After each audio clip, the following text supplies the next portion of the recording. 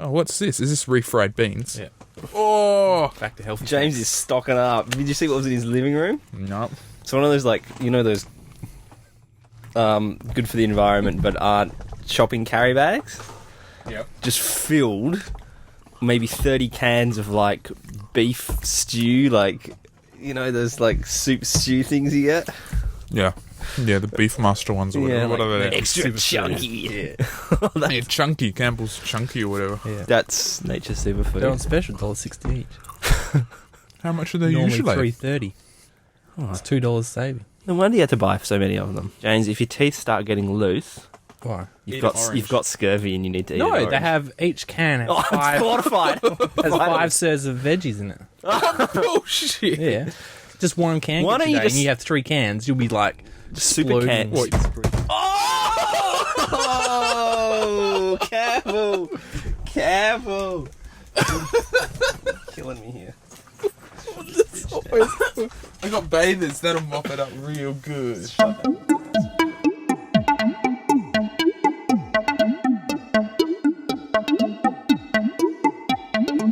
Yeah, so welcome to Fangin' Around, round. Ring, ding, ding, ding, ding, ding, ding, ding. We're here out in the paddock, in the Fang paddock. We've got a couple of quad bikes. It's a thrash paddock. Holden Premier and a Ford FPV. Fucking 96 model, mate. No, we don't have any of those things. We're in a shed, wrapped in tinfoil to keep us safe from the snooping satellites overhead.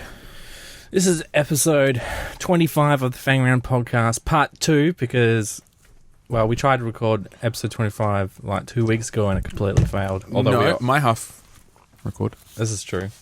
It So- was only a 20-minute show anyway. So It was a microcast. I thought it was one of our best, actually. I know. This is going to be like the lost. lost episodes of Doctor Who, you know? How there's those lost ones where the BBC was just like, oh, we'll just tape over it. Don't Yeah, worry. yeah. And now people are like, whoa! I know. This will be one of those. Recording this on the 8th of October 2012. There's a bit of a difference. We have to introduce ourselves, but someone's name has changed. Is that correct? Oh, my goodness. Don't look at I'm me. James. I'm Campbell. I'm Fred.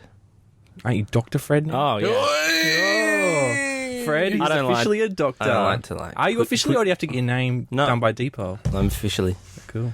They conferred it. All right. The lady at the thing turned around and conferred it upon us. Harry Oh. Potter style. Lightning bolts. Did you, Didn't was get there a a new sorting passport? hat? You haven't seen Harry Potter, have you? Yeah. No. You get a new Wizard. passport? No. With your name changed on it? Oh, No. what? Don't Are you going to sign it? I don't think they say that on your passport. Are you going to write it, though? When they ask you Mr. and Mrs. Doctor, Yeah. you're going Be to like write doctor. Doctor? If anybody calls me Mister, I'll just be like, look, I didn't go to university for 10 years to be called But how would Mister. anyone know if you don't have any ID that has doctor? Just my air of academia, Hmm. intelligence, and Ability to save Thoughtfulness. people's lives. yeah. You don't get a one special- kind of doctor. You don't get a special card. Oh yeah, but you guys can't see it. Oh. Why? Because we're not It's only doctors. for doctors. Is it just a blank card for Yeah. us? We just Yeah, yeah. It's Yeah. got the details of the secret clubhouse we go to Oh, hang cool. out. Is there a handshake? Yeah, I can't show you that either. Whenever I fill out forms, I always tick the mistress box. There's a Mr., Mrs., Dean, Archbishop. I always tick mistress. Have you guys ever 'Cause done what are they your, going to do? done your e-tax? Yeah. Have all the options it's that you can be Mhm. Commodore, Bishop, like Viscount. It's everything. Viceroy, Yeah, Vice Chancellor. but it's the tax, right? So you don't want to So they can tax you properly. screw with them. So I've only done my tax in 12 years. Guess how many times I've done my tax? 4. I tweeted it, yeah. I read your tweet. So don't take tax advice from me. Yeah, so ATO, Why is that, if you're listening, Is that because you're just bad at doing taxes, or Yep. or are you below the taxable threshold? I was on a tax-free scholarship, so my tax return was like $16 or something, so I can't be bothered, basically. but aren't you just meant to do it anyway? Yep. So now I've got to do 8 tax returns this year. Wicked. Is that so you can leave the country? Yeah. They probably won't let you I was leave, will they? scared. So I had to phone them up and be like, hi, I haven't done my tax return last year. And the guy like looks through it. Actually, sir. Is it true You did it in 2001 and then you missed like 2. Is it true that the money you earn in the States, you don't have to pay towards your HECS? Yep. They can't tax me on that. If I don't come back, I never have to pay for my HECS. Oh, free ride. Brain drain, talk about it. Yeah. Yep. So my hard-paying dollars taxing go to you My free education, suckers. for education. Yep. Great. Wicked. You know what would stop the brain drain? And boat people. Arrgh. You know what would stop the brain drain? What, If James? Australia had a space program. It's true. I don't think that's true. It's true. Oh, Fred, Neil if you could do stuff in Neil space. deGrasse Tyson is on the campaign to just put 1 penny of every tax dollar towards NASA. Yep. And I think Australia should do the same. I How much disagree. is a 1 pen? cent. Should be Oh, okay, 1 should be cent. for science in general, not just this space garbage. No, but can't you just snowball all science into the space program? Yeah. So you're doing everything No, in because space. how would you justify the Large Hadron Collider for space? It just doesn't make any sense. Right, but people... Teleportation. Doesn't They, look they like- saw something teleport, didn't Yeah. Don't they Yeah. want to use that technology to do that? No. And then they go... What happens is if people go, oh, I want to go to space and I'll study this, and then they go into the space program, they do their stint there, and then they go, oh, I want a different job, they'll go, oh, what's other cool stuff's happening in Australia, you know? they? What? I couldn't follow that either. Don't understand you. No, that's what I mean. It keeps them in the country. So instead of going, oh, I'm in Australia, I want to go work on the Hadron Collider, I have to move. To the Hadron Collider. What if you don't want... Yeah.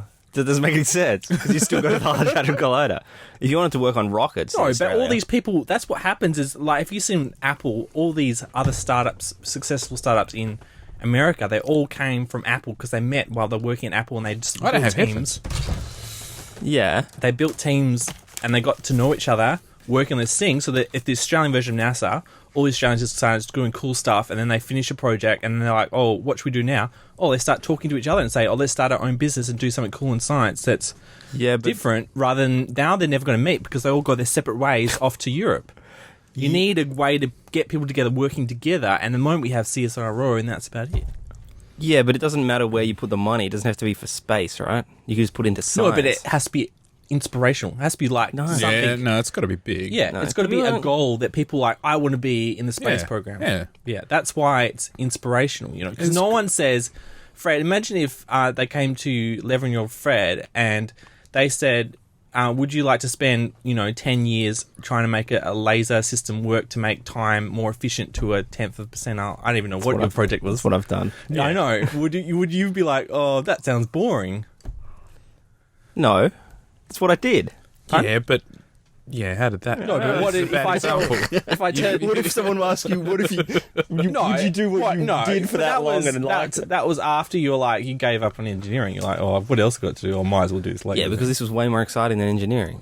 Space is just engineering, right? You don't discover anything. Oh, what? Take that, NASA engineers.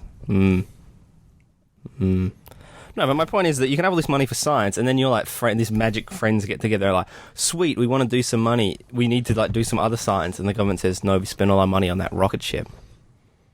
Yeah, which employed X people, and we discovered this No, thing. but the and we had government to says that, create but this industry. then they form businesses.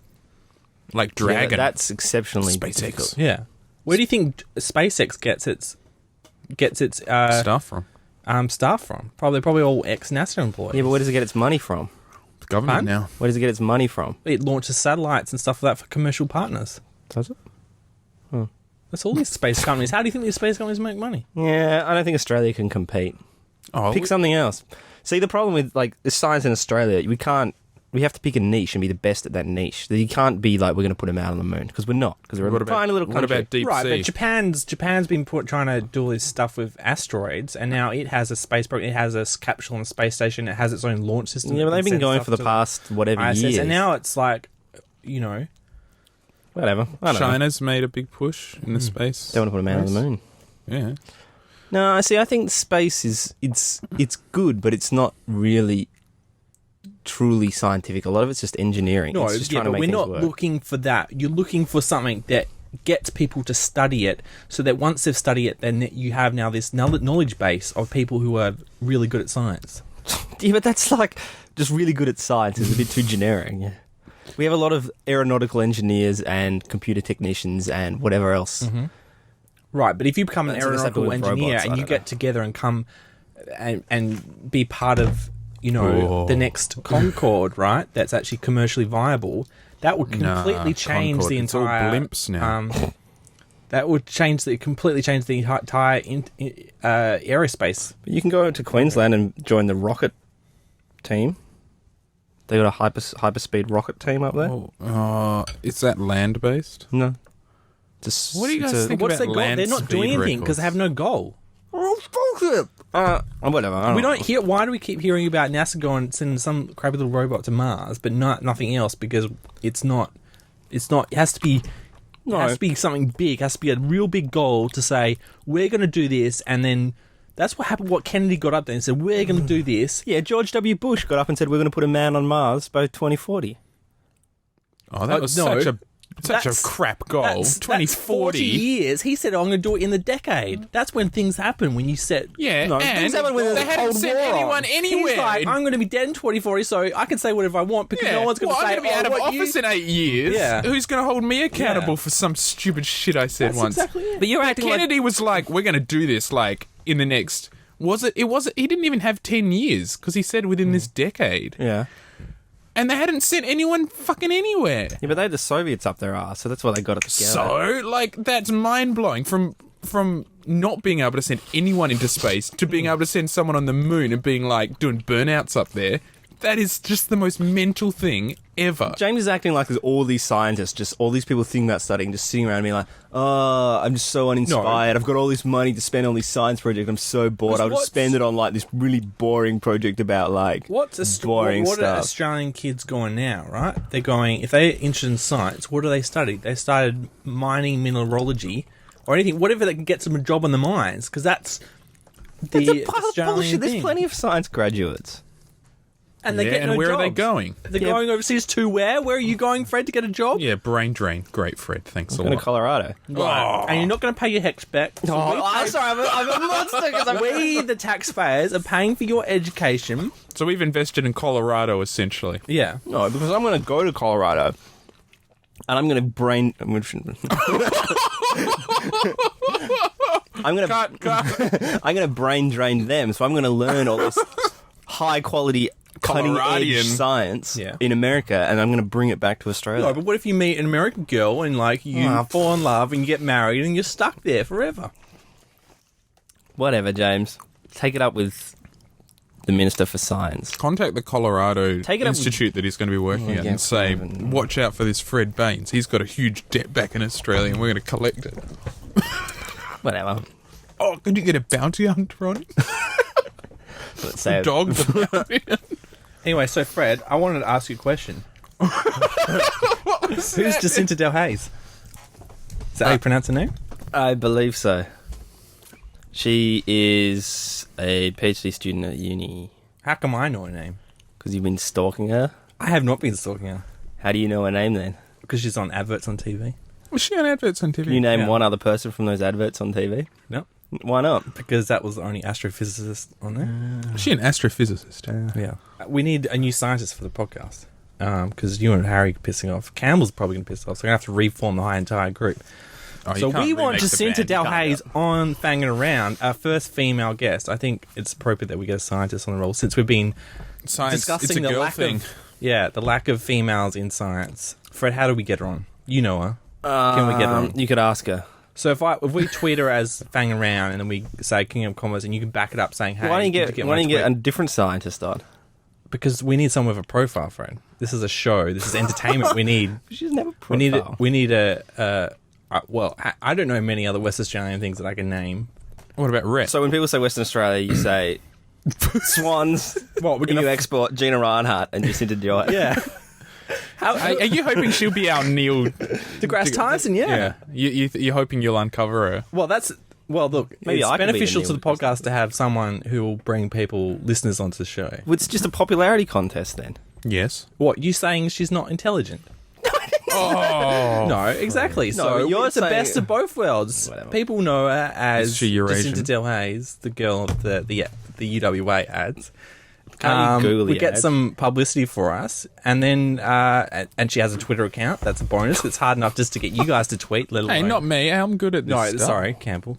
I have You and I've like Fred. 12 followers, so I could tweet. Yeah, or I could 12 like- people. She has, That would she has, quadruple our audience if all she of your has, like, followers yeah. listen. But they're all the same people you have. Yeah, I don't think I so have anyone who you this is don't. important, Fred. I think she's the ideal candidate to be our first female. Well, we need to hold on the auditions. podcast. First don't of we? all, this environment needs to be spruced up.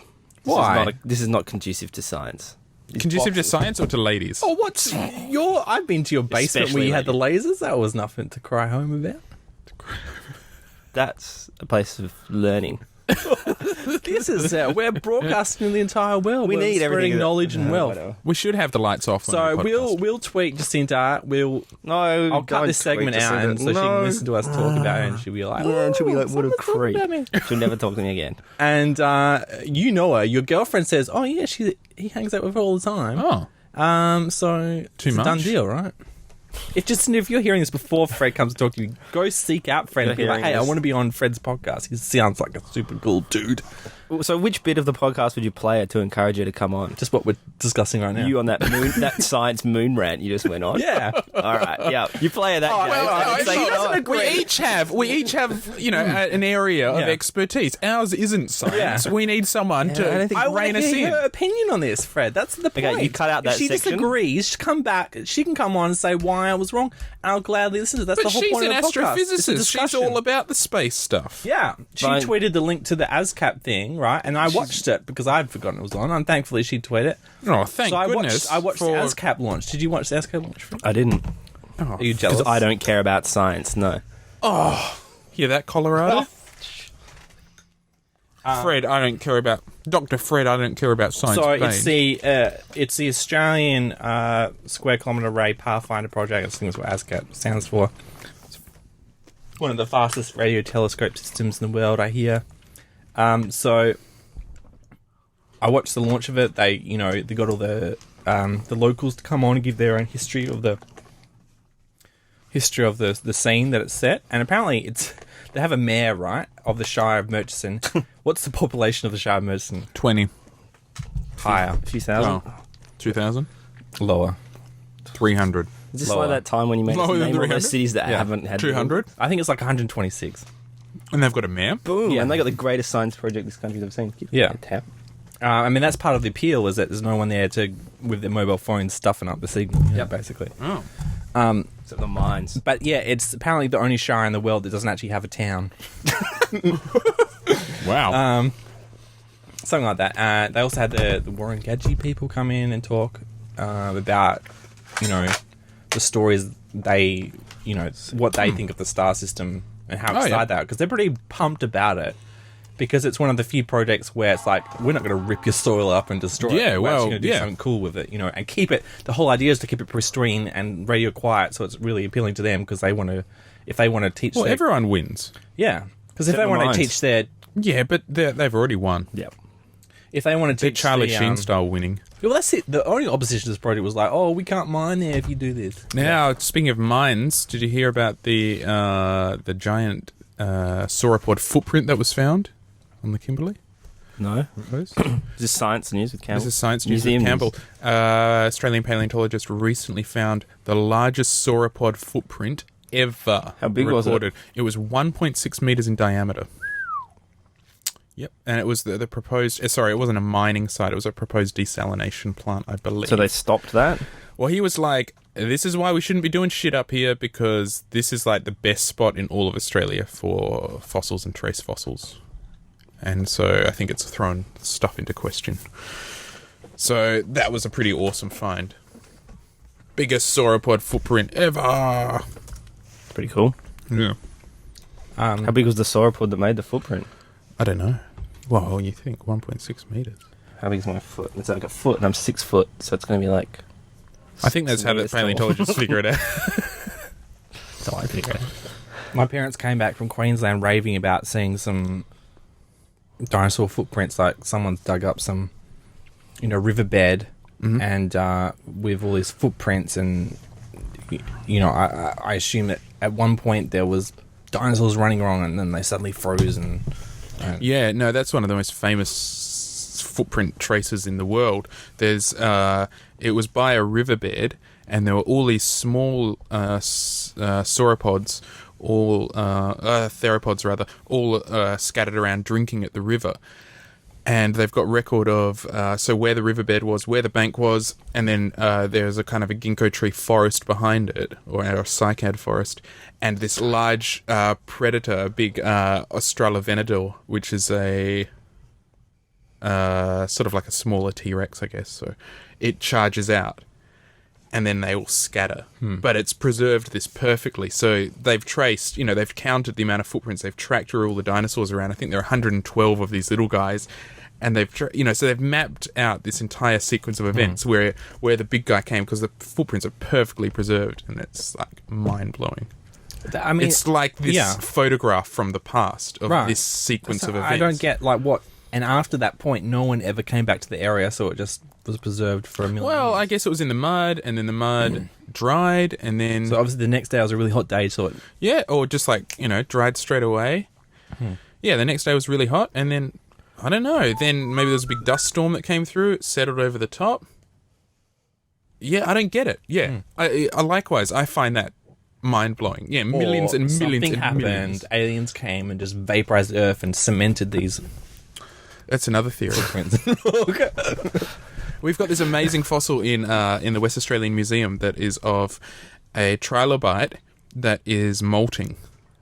So what's happened is the trilobite has molted, left its shell, its exoskeleton, moved, walked, and then died for whatever reason. But it's preserved that. So it's preserved the case that it left behind, the exoskeleton left behind, footprints, and then the actual the animal. So that's like a little, I guess, less like a photograph, more like a movie, because you can trace what happened, It's incredible. It's not just the animal, it's action as well. And that's what, that footprints that your parents saw. Yeah, that's was so amazing. Dinosaurs with Campbell. Dinosaur news. I want to talk about listener mail. Did you email? No, this is the same stuff we read before. We don't want them to miss out by the last episode. Oh, so that other show hasn't even gone to air? No, it doesn't exist. It doesn't even, or half. Well, it was like a 24-minute show, and only 7 minutes of it was recorded. 24 minutes of gold. Yeah. So this it's like is the pressure this that creates from, a diamond. Bashir Kalafual regarding sending people to Mars. And he says, and What I'm does trying to Bashir read say? out. Just read it word for word. Yeah, that's what I'm trying to do. No, I don't think that we have even think about this, because everyone is so intelligent enough to make a miracles if he just know that about himself. And the problem which make him didn't find the reality of himself is the people around him whom still saying you're damn stupid and still repeat it the one after the other. And there are example for that whom those the experts of the world, which most of them the old school told them that they are stupid, but because the Allah, the only God, then this people we are living with the actual technologies. ... Jimmy. Yep. He references Allah, and my following comment isn't actually to do with that. But it does sound like, I could imagine in 2,000 years from now, some child having to study that passage in like a religious study class. You know what I mean? Like when you read that, you're being forced to really think about what the words mean. And I think it's open to many interpretations. Yeah. Who are they that he's referring to? Who's the one after the other? Who does that represent? I can really see this being analysed for... It makes you wonder, like, how is Google Translate corrupting the world, or is it affecting it? Just by mistranslations. Not a lot, maybe. I don't know. Yeah. Never really thought about the power of Google Translate has over our lives. Yeah. I get all my things translated. And I don't know who Bing. he says. ... Jimmy. Is he talking to me, James, or is his name in English other than Bashir Kafulu Jimmy? I don't know. And at Willy Rocket, our favourite Twitter, our number 2 fan. Yeah, number 2 fan. Says in reply to "Would you sleep with the invisible woman?" That's an oldie. He's obviously catching up on the old podcast. Classic. He says, and this is no old ones. one of his There's only just classics. tweets ever. But you remember we were talking about him because he had an amazing shirt in his profile. He did. Did he? And also because he tweeted us. He tweeted us. That's probably the main reason. And he says, would you sleep with an invisible woman? That's what we asked the question. And he says, no. When I go down on a woman, my favourite position, I like to see what and who I'm doing. Yep. So that's what Willy Rocket says. So he wouldn't. So no lights off action for... No. So if he's going down, he can't do it on a visible woman because it's complicated down there. You want to see what you're doing, you know. It is rocket science. Yeah. Willy Rocket. Willy I-E or with a Y? W-I-L-L-I-E. Okay. I assume. Penis rocket. And this is just one word, and his name is Willy Willer Rocket. Well, thanks. Keep the listener mailing coming. More tweets. More one last piece of science news. Did we ever figure out who sent that photograph to us? Yeah, you need to... Did you ever email them back? Brianna, is it? I don't know. I can't be dealing with that. You have to deal with it. Brianna? Was that who they said they were? Did you ever email them back? No. I think I said I did stalk her. I looked up her. Oh, well, you that's admit to being a stalker, then. yeah. Doesn't have a Facebook account under the address, but does have an old MySpace account under that address. No. And you never followed up? Not I even wasn't sure. We didn't discuss on the show. What did we say? Well, we should just say... You can just speak from your heart, James. Yeah, or just... Yeah, but I mean, if she's a fan of the podcast, she heard us talk about it, and we gave her a reply. If she gave a question, we gave her a reply on the podcast. Oh, I think you're thinking this through too much, James. No, I think, that's the common point courtesy... That's the point of listener mail, is that we read out the question and answer it live on air. We don't have to read it. I think a bit of just courtesy. Just say just thanks respond. thanks for the question. Thanks for the question. Thanks. And we'll take that on board. From now on, We'll we'll take that. thank you're going to our have to listeners. respond with I think with similar every material, I right? think with every listener mail, we need to respond by email as well, just saying, thanks, we got your email. Yeah, okay. So you're going to have to take off your shirt, James. Take a photo. Send it, mate. Yeah, send it back. Just a hint of nip. No. 100%. Yeah. You're a male privilege.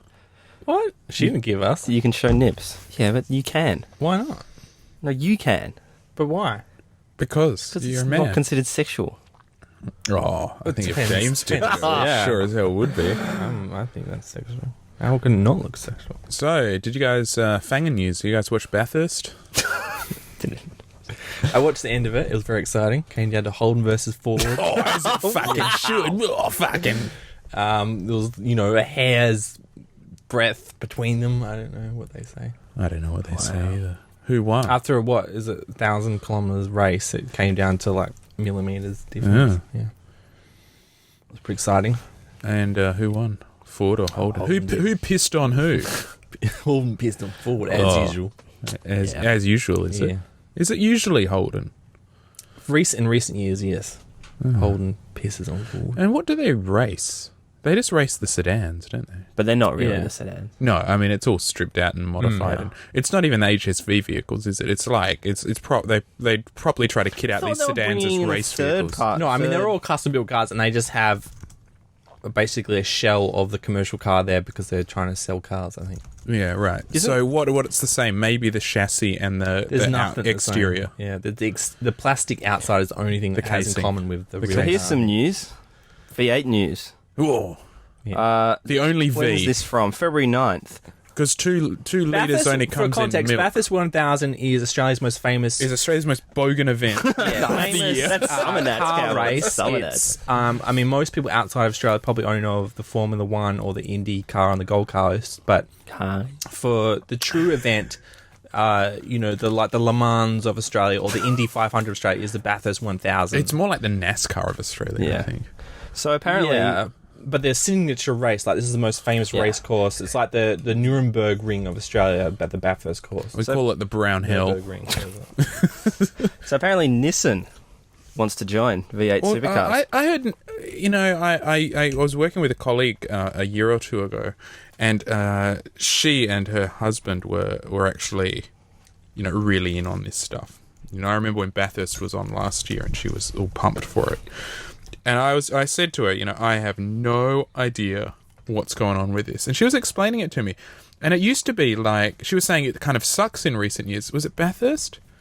Because there used to be more manufacturers that were involved. Like Nissan used to race Skylines and stuff. Like there were more competitors. I think that, lots of different sedan manufacturers were racing, but now it's just Holden and Ford pissing on each other. Yeah, well, it changes. It's same in Formula One. I mean, BMW quit, Honda quit, Toyota quit in the last few years, so the manufacturers... Was Renault still involved? Renault is in it, but they've got rid of their name. They've been renamed Lotus. So the car's still made... But not the Lotus that we know, not like the Lotus Elise and Lotus... Yeah, that Lotus, yeah. I thought there were two Lotuses. Yeah, there's two Lotuses, and the Lotus we know is now the Renault team. The car's still built by Renault, but it's branded the Lotus. And then there's the other Lotus team, which have been... they got into a fight with each other. I think we discussed it on Fang Round, and they had now been renamed Caterham, which is another brand of cars. I don't know the Caterham 7. 7, yeah. Yeah. It's all very confusing. Mm. Oh, well, there you go. But, James, I think you're giving a brief history of Bathurst. It's a bogan racing event. Yeah, it's the most famous race track, and the Bathurst 1000 is the main race on it. They also do like a Le Mans-style endurance race on it. But 1,000 k's is pretty long for a race itself, so... Okay. And they actually have two drivers rather than one. All the other V8 races, I think, it's just one driver versus vehicle. In Bathurst, because it's 1,000 k's, it's so long, they have a drive and they swap over every 300, 250 k's or something. What, like one of those driver ed cars where there's two wheels? No, they have to, during the pit stop, they have to swap over drivers. Yeah. How long does that take? Do they have a cup of tea and stay alert, stay alive? Well, they usually get in and out by the time they've changed the tyres. It's obviously slower than a normal stop. Because most normal race, like F1 race, is only 300 kilometres, and they're doing 1,000 k's, so it's a lot longer than your standard race.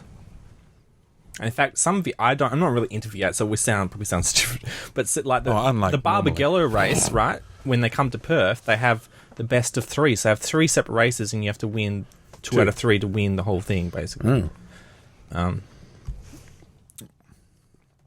So I assume they're a lot shorter races because they have to have 3 in one day or something.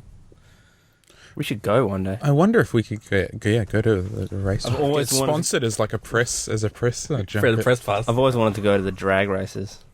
Kwinana. I'm sure we could get a press pass to one of these events. Why not? West Australia's premier motoring podcast. We probably are. Motoring / Dungeons and Dragons / Sides podcast. One more bit of science news, Fred. What's this fusion update? I just saw that today when I was... So they're trying to make fusion happen in Cold America. Or hot? Hot. Super hot. Okay, what's the difference between cold and hot? Fusion or temperature? How basic do we need to go? So there's two people trying to do fusion, which I'm a big Just two? I'm a big fan. Two groups Okay. that are really trying. So one of them has like a big donut-shaped thing. Is it the Large big Hadron reactor. Collider? No, different. Oh.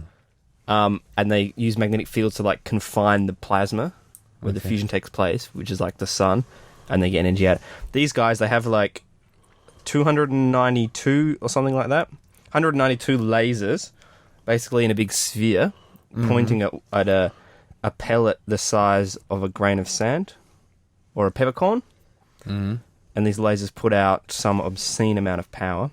You know, they have like a factory thing, and they're trying to blast it down into like the center of the sun, so it releases some energy. What's the peppercorn made of? Hydrogen.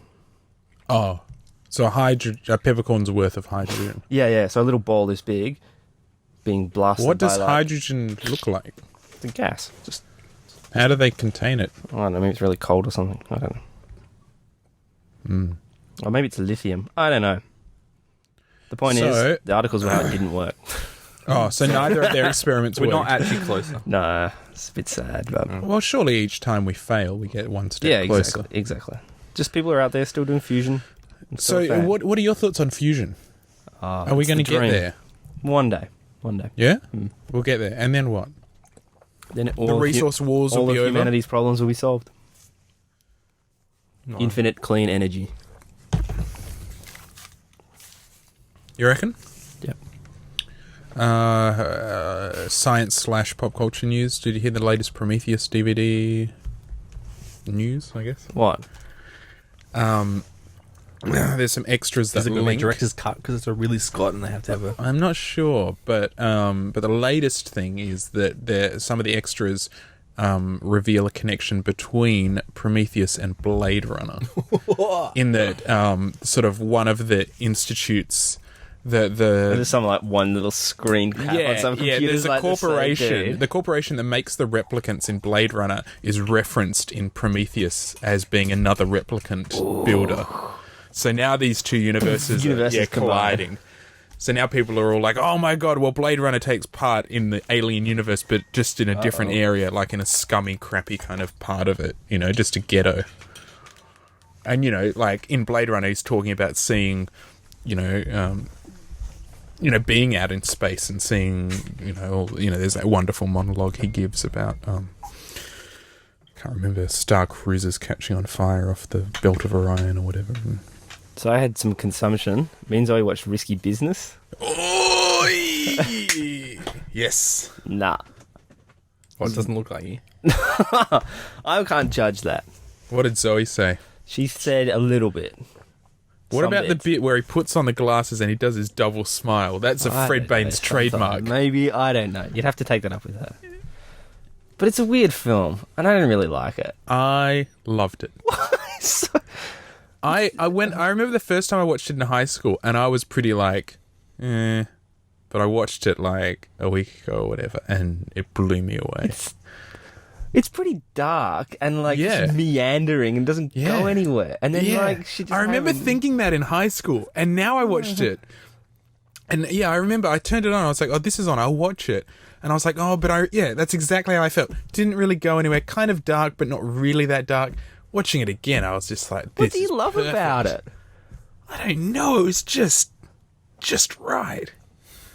It sort of had, it was one of those films with it had a bit of poetry in it. There are some films like Love on a Real Train? We were just talking about Blade Runner. Like Blade Runner for me is like a movie poem where there's, it's just so perfectly constructed. And Risky Business has that sort of similar poetry, I think. No. I disagree. It It wasn't bad, but it was just like, I don't know. It's not Breakfast Club. It's not Weird Science. Yeah, I know, it's but I not wanted Pretty it to in be. Pink. It's not I wanted it to be Weird Candles. Science. No, that's the thing. It's not those. What is it? Because I don't understand. Yeah, it's why as soon as you watch it, and then at the end, I was just like, I don't know what I'm supposed to have learned. Am I anti-prostitution? Was that girl bad? I don't know. Was Tom Cruise bad? I don't know. But it sits on. It blurs the line between. That's it. You're left, and you're just left to think. You're not told. You don't learn lessons.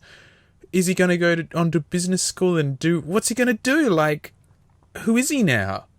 You don't know. What about all those kids that lost their virginity to whores? Yeah, I know. Like, what's going on? What are all the there? girls doing? How are they going to... Oh, no. Yeah, See, it's all so fucked many up. questions. Yeah.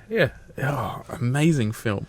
Now, Skyrocketed into my 80s teen flicks. That's like right up there now. have you guys seen The Girl Next Door? Yes. No. Which is It's like a 2000s version. It's basically an uncredited remake of Risky Business. Yeah. It's almost exactly the same plot, except instead of having to run a brothel to solve his problem, he has to make a porn film to solve his problem. Yep. Same kind of moral ambiguities and everything. No, but that has an ending. I've seen the ending for some reason. And it's like a very cheery, twist Hollywood happy ending. Whereas this just ends and just, I don't know. Well, apparently the original ending was even darker. What was that? Because he questions her as to whether she took him on that train ride to distract him. So Zoe said that was what she did, and I didn't pick up on that. No, well, he directly asks her in the original cut, and she's sort of like, no, and he doesn't believe her. And he's like, well, what the fuck are we going to do now? That restaurant scene. Apparently it was all like a lot more ambiguous about what their relationship is. And so, but then test audience was like, boo. But that director, I can't remember his name. He made like 3 other films that were all crap after Risky Business. So he did Risky Business, which is just amazing. And then just garbage. Weird. Absolute garbage afterwards. Yeah, well, because So it was devastating. he's kind of such a fine line of his business to it being totally crap. He just managed to land on the right side of it, and then he just blew his load on the second and third ones. And Well, No. he could have been. Weird. He could have turned into the next David Fincher. Paul Brickman, writer-director. Yeah. Risky business, man. Risky business. I've been thinking for the past 2 weeks, I can't come up with a single crap film with a famous scene in it. Because I was going to say, well, what about Risky Business? Yeah, well, I was with gonna him put that on the sliding in list. his underwear. But is it a Not crap that great. film? I don't know. You've got me confused now. No, it is a brilliant film. Maybe I just need to think about. I don't know. Dude, where's my car? They have that scene where it's like, dude, I was going to say that what last does time. mine say? I thought I'd Sweet. I'd be mocked. Say? Yeah. But is that it's a famous Oh, scene, not I a good don't know. scene. The movie's not that It's bad. famous though. Is that scene famous? Is it as referenced as other scenes in films? No, but it's famous. Risky Business is like The Graduate.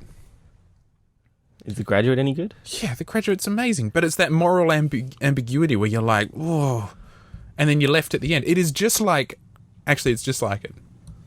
It's the same. Now, I had another series of films, a trilogy, I guess, that I kind of was stumbled across by accident doing some television watching. In the 80s, there was Heathers. I haven't seen that. In the 90s, there was Clueless. And in the 2000s, there was Mean Girls. I wonder if we can extend that line back into the 70s or the 60s. I wonder if there was that genre, that iconic film that captured being a female. What about Puberty Blues? Was it a film, though? That was the 80s one. The original film, not the TV series. No, I know not the new TV series. But when was the original film? That was in the 80s. No, it was the 70s, I'm sure. It's like 1981. But That was only famous in Australia, wasn't it? Yeah, but we're allowed to. World famous in Australia. 1981 Australian film. Anyway, those three. There's really something going on with those three films, I think. And just like spectacularly funny. I haven't seen Heathers. Maybe Yeah. I should. Heathers is really I don't know. dark After this as whole well. risky business thing. Heathers will be too dark for you if you didn't like risky No, I business. think you just need to. It's just not. You're right. It's not. It's not in that canon of I wanted 80s weird teen science, flick. Yeah, it's not a part of that. It came out at the same time. It's got a lot of the same sort of things going on, but it's just a world apart. It really is. Yeah. I went on a bit of a after you talked about risky business last episode. I went on a bit of an 80s film binge of a lot of movies that I haven't seen that I've always meant to see. I saw Chances Are, which is where this guy dies and he's married to Sybil Shepherd. and Ooh, lucky man. He reincarnates as Robert Downey Jr. What? And he starts dating his ex-wife's his widow's daughter. Robert Downey Jr. starts dating the daughter, and then when he meets the mum, he starts having deja vu, and eventually he works out that was his wife in a previous time. So now it's all morally ambiguous about you can't bang the daughter because that's his, really weird. he can't bang his girlfriend because it's his daughter. What? Yeah. Wow. Was it written by the same guy who did Back to the Future? Because it sounds like a bit of that. Maybe. It's written by the Howells brothers. They were like the HOWZE. Farrelly brothers of the 80s, I think. I saw Mannequin, with Oh, yeah. Sex in the City girl and James Spader, and It comes alive. yeah, the mannequin comes alive. He's the guy's in charge of doing the Yeah. window dressing and stuff. And How was that? that was okay. It was an enjoyable romp. Because there was that. Do you remember? I think the band Phoenix had that great song where someone did a supercut of like John Hughes films. Oh right, It was a couple of years ago. Yeah. It's just kind of like a bit I of a watched viral video. one new John Hughes film which I hadn't seen before, which is Some Kind of Wonderful, which is Eric Stoltz and I mean, his 80s work was pretty good, but I think he really peaked with Baby's Big Day Out. That was Not just a bad film. well, Some Kind of Wonderful does doesn't really hold up because it's to do with like, you know, the guy from the wrong side of the tracks has to date, you know, a girl who's is the wrong side of the tracks as well, but she pretends that she's from a rich. Oh, You just don't believe that whole thing. It doesn't hold up. That basic premise that he was going for. That may be the director's fault because he didn't direct himself. Well,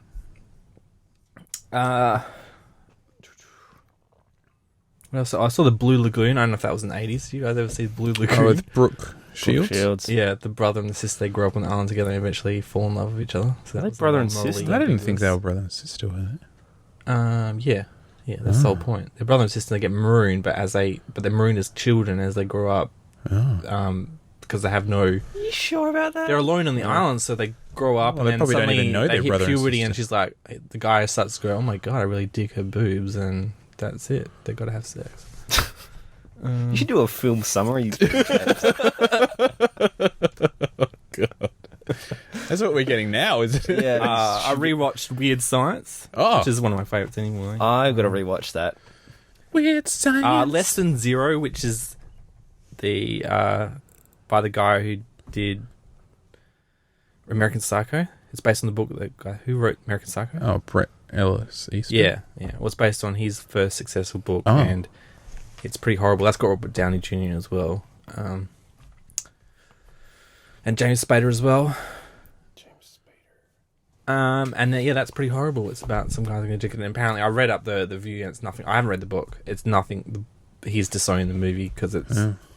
But apparently, he's started to appreciate it more recently because it's like he likes the fact that it's so 80s, you know, that's like a timepiece, but he actually, you know, he hates the fact that it's nothing to do with his book. Oh, okay. But he can kind of when he can remove himself from it. Yeah, just the emotionally. fact that the only thing that's got similar it's got in common with the book is that the characters have the same name, and that's it. Like they've changed the story so much. Yeah, that's a bit stupid.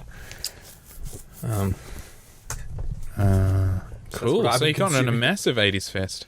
I know you guys probably don't watch TV, but a couple of nights ago I caught a bit of a golden oldie on TV. I think I know what you're talking about. Yeah. It was like they made a really amazing movie of a video game. Yeah. What? GoldenEye. What, the James Bond movie? Yeah. It really was like that, because there was in the scene where I just flicked through it, and there was the scene in the is it Control? I only know it by its GoldenEye levels. And I was looking at it, and I'm like, yeah. I know exactly. And if you go around that corner, you'll get to this. Yeah. And the lady was like walking around in like the same dress and stuff, and I was just like, wow. Yep. It was pretty mind blowing. So you should. And I don't think I've watched it since it came out, and we were in year 7 when it came out. So that was 95 or something, or 97. It was amazing to watch. Like how 90s it is. Yeah. You know how there's that sort of... I remember being in the 90s and everyone was sort of like, oh, this period's so vague and undefined. You know, we're just kind of reeling from the 80s.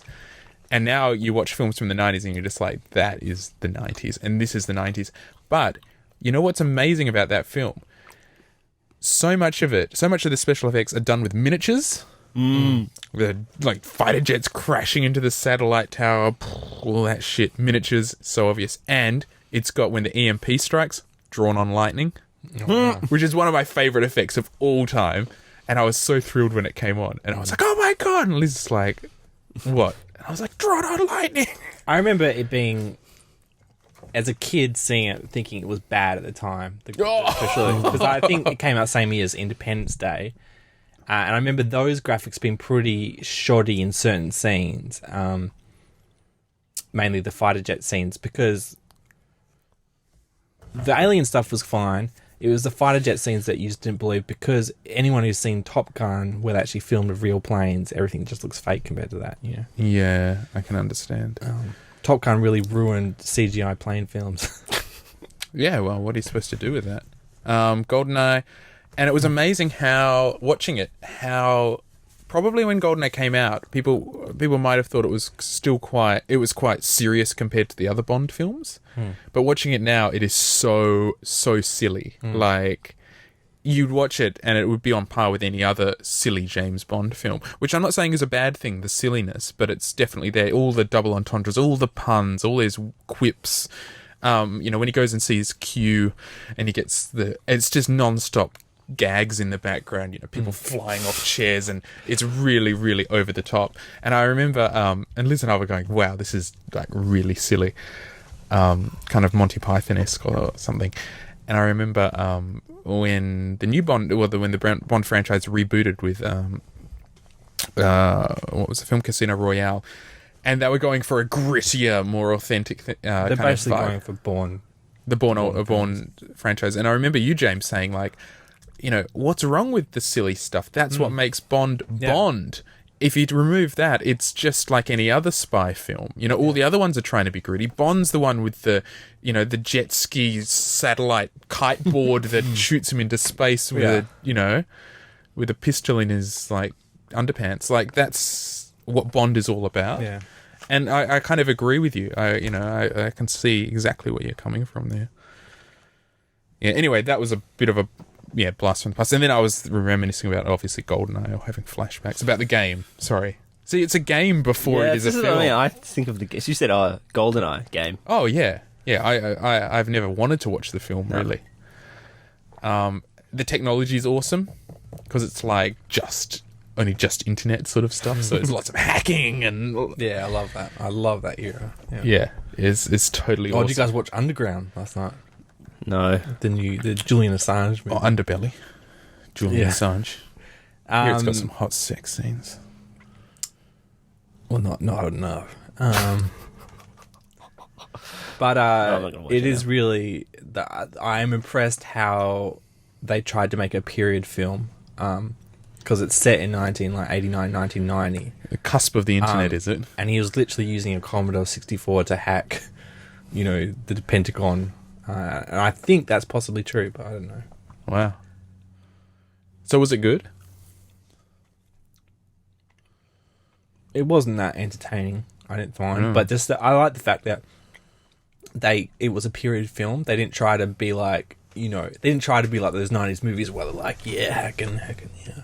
I think those scenes... It basically came down to just guessing passwords. That's how we hacked into these. Oh, goodness. I don't know if that's true or not, but... going to that, they had to go, like, the police had to go into old telecom buildings and, like, attach, wires into, listen to that and try and get what's going on. In writing my graphic novel and illustrating it, the first sort of chapter set in our world, and there is one sequence where one of the characters, they're walking home from primary school, and one of the characters stops by a payphone to check for a phone card to try to collect it. Because that's like one of my biggest memories of primary school. Oh, wow. Collecting phone cards. I remember that as well. Yeah, it's just a subtle thing that happens in the background, but I was drawing and I was just like, man, this is like a period work. Phone cards, what a strange... And I got into a big conversation with my mother-in-law about, I guess... You can never tell at the time what it will be, but these sorts of transitionary or transient technologies, and I guess the phone cards one, which is pre-mobile phone, but sort of post-payphone almost, or it's very strange. And the beeper or the pager is another one. Like what the fuck is with that? Yeah. Like that's before anyone had mobiles, but there were telephones on all walls. But it's this sort of in-between technology, or electric typewriters, or things or fax machines. I know they were big for a long time, and people still use them. But people still do use them. But a fax machine? That's just crazy to me. And then my mother-in-law was telling me, because she was working in a lot of kind of, I guess, white-collar offices during the 70s, 80s, possibly even the 60s, but she was, 60s as well. She was there for a lot of the introduction of a lot of these technologies, working secretarial. And she was telling me about this other thing that was essentially like SMS, except you had a typewriter, so you type your message, and then you dial the number or something, and then you'd send it. Like a telegram? Teletype? Like a teletype. Yeah. And then it would print out on the other person's machine. Yeah. You see that all the time in like those old movies of like when Russia's like mission log. Yeah, it's that machine. Yeah. And I was just like, far out. But you don't know what's going to... You can't predict where things are going to go. They just go and they keep evolving and branching. And So when I was at Jamboree in Queensland, they did away with money, and the sole currency was phone cards. What? So you had to say all the vending machines ran on phone cards. So you had to buy phone cards and then spend it. Why look at me like that's such a crazy idea?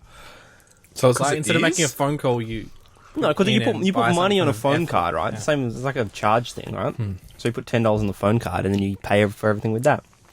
But they were just Telstra phone cards. Why'd they do away with money, though? I don't know. They didn't want the kids getting stuff. Yeah, maybe kids are getting bashed. I don't know. Well, they Fred, just wanted to what see is if it would work. Jamboree like? Is that kind of like a cult event where you're like, praise God, praise No, God? there's no religion in it. What do you make of all the... recently sex? there's been a lot of kerfuffle. There's never been girls and girls. Yeah, but was there any sex? There's no girls. There weren't any girls in our troop, so I don't know if there's any sex going on. But don't you hang out with other troops? Is Not that the whole really. point of Jamboree? Oh, yeah. What do you do at Jamboree, Fred? Just jam. Jam. Like, It's like Michael Jackson's jam. instruments? Go to Warner Brothers Movie World. Oh, that's not Jamboree. Hang out. Just do scouting stuff. Like obstacle courses. Skin a I rabbit. don't How many people there? Aren't there like thousands? Thousands. Thousands of in kids. those You don't gowns. interact with the other people. Oh, a little bit. One kid had a $100 phone card, Oh, did you bash him? so he stuck it in the machine, and some kid ran up and pushed all the buttons, and then everybody got free Coca-Cola. Oh, yeah, so that worked really well. Oh, jeez. I can't remember what else. That stuck out in my mind. It's your kids. You just put them. They just do stuff. What you the know? camps I went on, you know what? You weren't allowed to bring money, and you got supplied everything you're allowed to consume. So they had like massive things of like this. I remember Gatorade stuff. specifically the most you're allowed to bring was like $20. So I think this is another like why the phone card thing. So there's not Yes. kids running around with shitloads of money. Yeah, but just a kid with a $100 phone card. That's And it. if he loses that one phone card, he's fucked.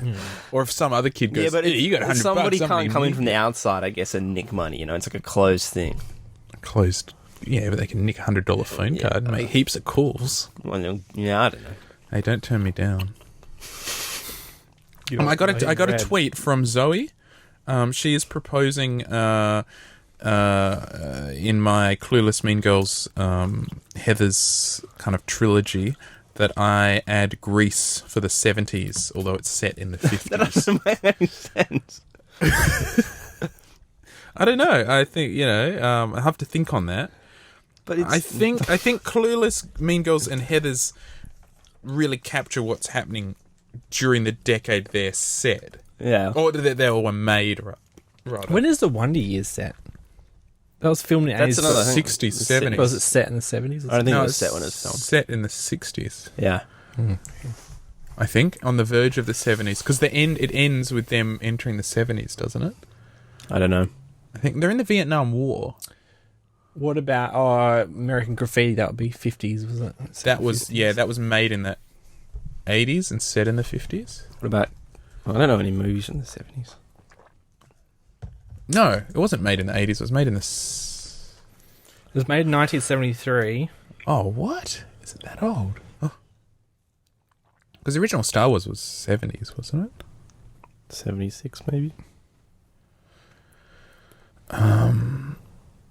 1960s. What do you It's set m- in the 1960s, but made in 1973. Totally wrong. What do you make of? There's been a recent kind of rise or uproar or political sort of social angst about the Scouts in the States, the Scouts, and people going for their Eagle badge. And then, like, rejecting it? Yeah, because one of the conditions of becoming a Scout Eagle is that you cannot be a homosexual.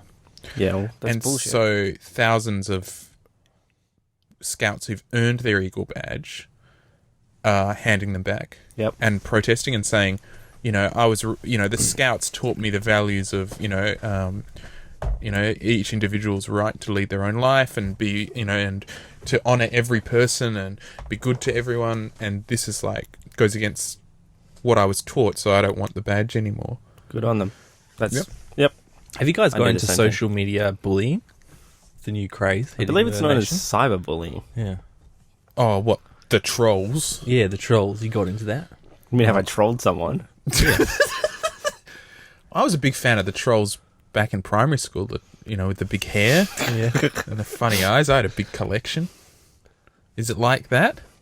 No, it was just like you just do nasty things to people on the internet, and like Charlotte Dawson, she tried to kill herself because people on Twitter were telling her to kill herself.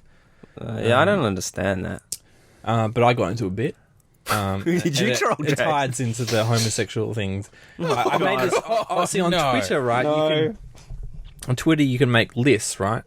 And you can add people onto a list without having to follow them on Twitter, right? So I made this list called People Who Are Going to Hell. And to start off with, I only just put one person, and that's the guy who killed 70 people in Norway? Yeah. So you just put him. Yeah, just put him, right? So you're trolling Does the he guy. have- No, I'm not No trolling way. him. It's who I put, does and he have one a at a Twitter time account? at a... Pardon? Does he have a Twitter account? Yeah, that's why he's famous Twitter account. And, he's famous for killing lots of people as well, but... and I choose one person to go in that list with him. And it's basically anyone who... He's on your enemies list. who's just not a good person. Like, I put Margaret Court on because she said gays should go to hell. And I was like, well, you're discriminating. Now you're going to hell Yeah, with my you're Twitter going to hell. list. So you make a list of her and this serial killer, and I equate them as being just as bad at each other, really. And they usually just block me. So Oh, wow, wicked. I feel like, and I just realised that day that I'm probably one of those people that are Twitter Whoa. bullies. Yeah, James, that is a bit... You're always bullying me to get on Twitter. Tweet Oh, things. yeah, that's Twitter bullying. Is that? I think Yeah. that is. You're using social media to bully me. I'm just saying it's so you can interact with the fans of Fang Around. Oh, so you can bully people. Yeah. Add them to lists of... I'm going to put them on lists. So is that Fang bullying around. listeners? Yes. Write in at mailbag@fangaround.com. He'll Yeah. troll you if you do. That's right, but don't criticise us, so you're Yeah. going on the list. Is this list open? Can I see this list? Do they people know they're on the list? Well, there's only one Well, they person would. because when they they still get a sent email saying this person's added to your list, and then they go and they block. Yeah, Oh. That's not. Yeah. but I only put religious zealots. Is that a word? Zealots? Yeah. Yeah. A zealot is a word. What's that? What are they? What's a zealot? So like a fanatic. Yeah. Cyberbullying. Yeah, well, what do you make of just, forget contemporary technology. What about old media bullies like Alan Jones? No, but now he's saying he's a victim because he's getting bullied. Yeah, no online. shit. Did you hear him? That was... Oh, man. I had to laugh at that.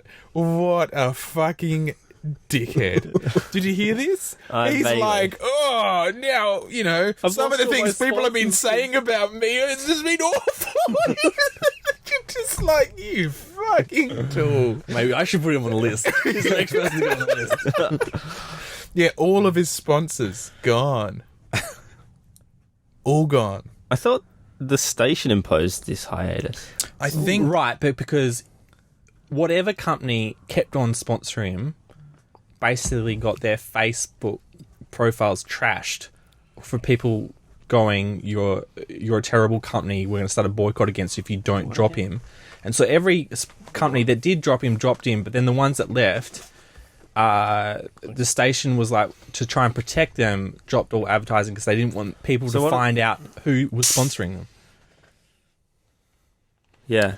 So I think social media pressure, essentially bullying of corporations, caused like half of his sponsors to voluntarily pull out, and then then the radio station shut down all public sponsorship. Because as soon as someone new advertised on his show, they would have started bullying them as well. Probably. So what do you think the line is between bullying or activism or Because, Isn't it on the one intent? hand, you sort of go, well, Alan Jones, he was being a bully. And then, the general public at large have sort of said, hold on, you're not allowed to do that. We're going to bully you into stopping but there's that. a difference between bullying. Bullying is a threatening, or Well, making they like kind of threatened his livelihood. derogatory comments. It's It's Whereas basically- activism's there not. is Like, you only- can say, please don't advertise on Alan's show because he's a douche. Or you can say, I'm going to fucking destroy your company and, like, burn it. There's only one sort of true religion or ideal to live by, and that's the golden rule. And if you break the golden rule, you deserve to be bullied, basically. What's that? So- No cheese after 5. Yeah. Or you get bad dreams. I did an experiment a few weeks ago. Hmm. It was inconclusive. Are you still experimenting with cheeses? These experiments have been going on for like a decade. Because I had some Margaret River. You were actually doing a cheese dream experiment. Because I had some of this Margaret River Club cheddar, and I had some crazy ass cheese dreams. So I had about a quarter of it. It has to be mature Club cheddar. cheese. Yeah, this is like really crumbly, Yeah. thick cheddar. So then the next night, I ate a lot of cheese, and I didn't really have cheese dreams. But I also had some alcohol that night, so Maybe that. I need was you an guys inhibitor. to step up. If you see it's like in a little wax thing. Margaret River Just cheddar. Eat half aged of it cheddar. and just Eat half of it? That's a lot of cheese. Yeah, it's a lot of cheese. Go, you want to ride the pony or what? Anyway, give it a shot. Yeah, Get back to me, listeners. Yeah, well, if anyone at home wants to eat cheese, or if any cheese companies want to sponsor us, like the Margaret River Cheese Company, send us some wheels. I've always wanted to 'Cause if you attempt to could eat a figure wheel out- of Jarlsberg. Figure out what's doing that. Doing those. Do you think it's a thing, or do you think it's just... No, it's a thing. This is why I was doing this experiment. All right, I'm going to conduct some more experiments Of what? of eating lots of cheese and then going to sleep. But you need to control. I should probably get a grant for You that. don't sound like you know how to perform science. No, so I eat a whole load of cheese and then I'll go to sleep and I'll wake up and see if I had crazy dreams. And then the other night, I won't eat a whole load of cheese and I'll go to sleep and see if I have any crazy dreams. Yeah, but what about margin of error and things like that? I'm You just need going to have to eat a lot of cheese to average it all out, aren't I? That's why you guys need to eat cheese.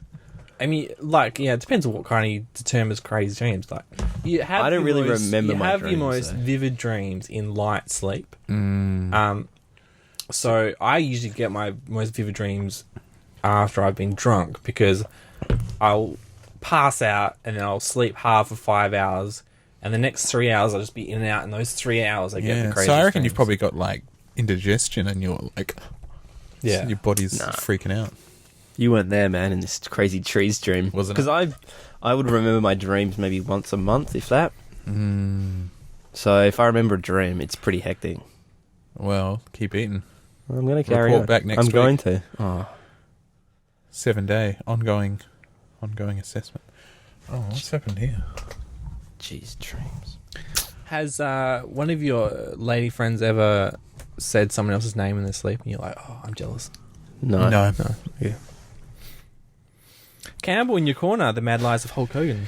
Yeah, you I guys looked read that up. I was so excited for the podcast tonight, and then it was just like 4 pages long, so I didn't read it. Fuck you. Well, I got you visiting the site, so we've gotten one step closer to actually talking about it. Add it to Instapaper, friend. I'll print it out, maybe. Fucking hell. Once you start reading, though, you'll be like, man, I wish this article was No, but I twice didn't as long. understand it. I read a bit of it. It's somebody saying what they say Hulk Hogan said. Where's the primary source? Hulk He links Hogan. to stuff throughout. If he Yeah, there's No, quotes all the okay, way through okay. it. I didn't And he's get to saying, that. look at this. And one time Hulk Hogan said this. And Okay, I'll have so he's I'll just have to like, read it's all quotes from Hulk Hogan Okay. that are contrary. And, Alright, I'll have like- to read it. you know, I was in 600 wrestling matches in March 1994. And then you're like, what? You're actually in Haiti and like on holiday in March 1994. Oh, I think Hulk Hogan probably did a lot of drugs. All the way up to the taps, man. That bit with Andre the Giant is the craziest thing, though. Where he talks about his shoes. Oh, right, yeah. That is like the gold star moment of that article. Yeah, that whole bit, I wanted to go look up more about Andre the Giant after that. Have you guys using the term YOLO?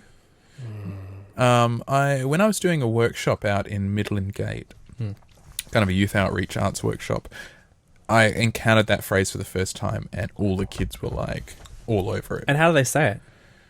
YOLO, YOLO. YOLO, or Like YOLO, yoga, but with an L. YOLO. Yeah, So he used it.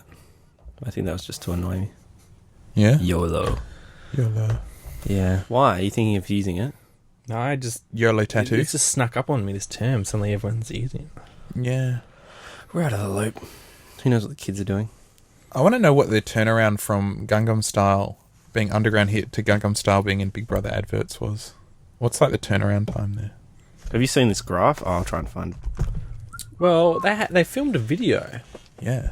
There's videos of them dancing to it. So either they filmed it How do they know about it? in the house. That's bullshit. Well, the song They're in the house. did come out in July. So it was out on YouTube. But how do the housemates know popular. about So it? either someone at Big Brother predicted it's going to become popular, No way. or they had to film it Big Brother. inside the house. You think at Big Brother in what? Like September? No, earlier than that? Was thinking this is going to be big. No. Maybe.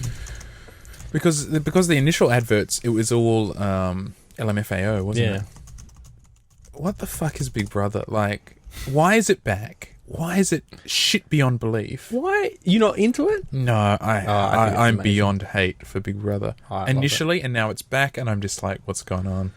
It has How got is to the this point a now thing? where it's like, apparently it's still going for 3 or 4 more weeks, and I'm just like, you should just end it now, because you've done everything that you're going to do.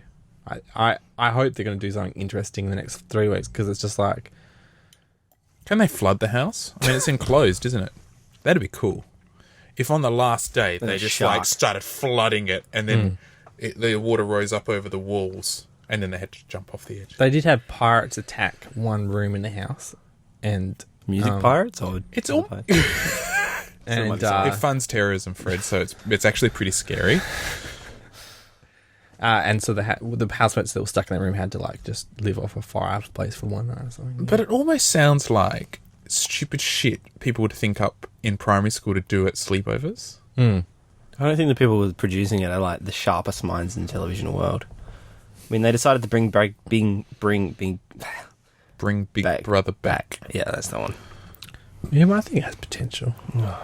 It's just your Sure, but why is stalking, it so creeping thing. crap?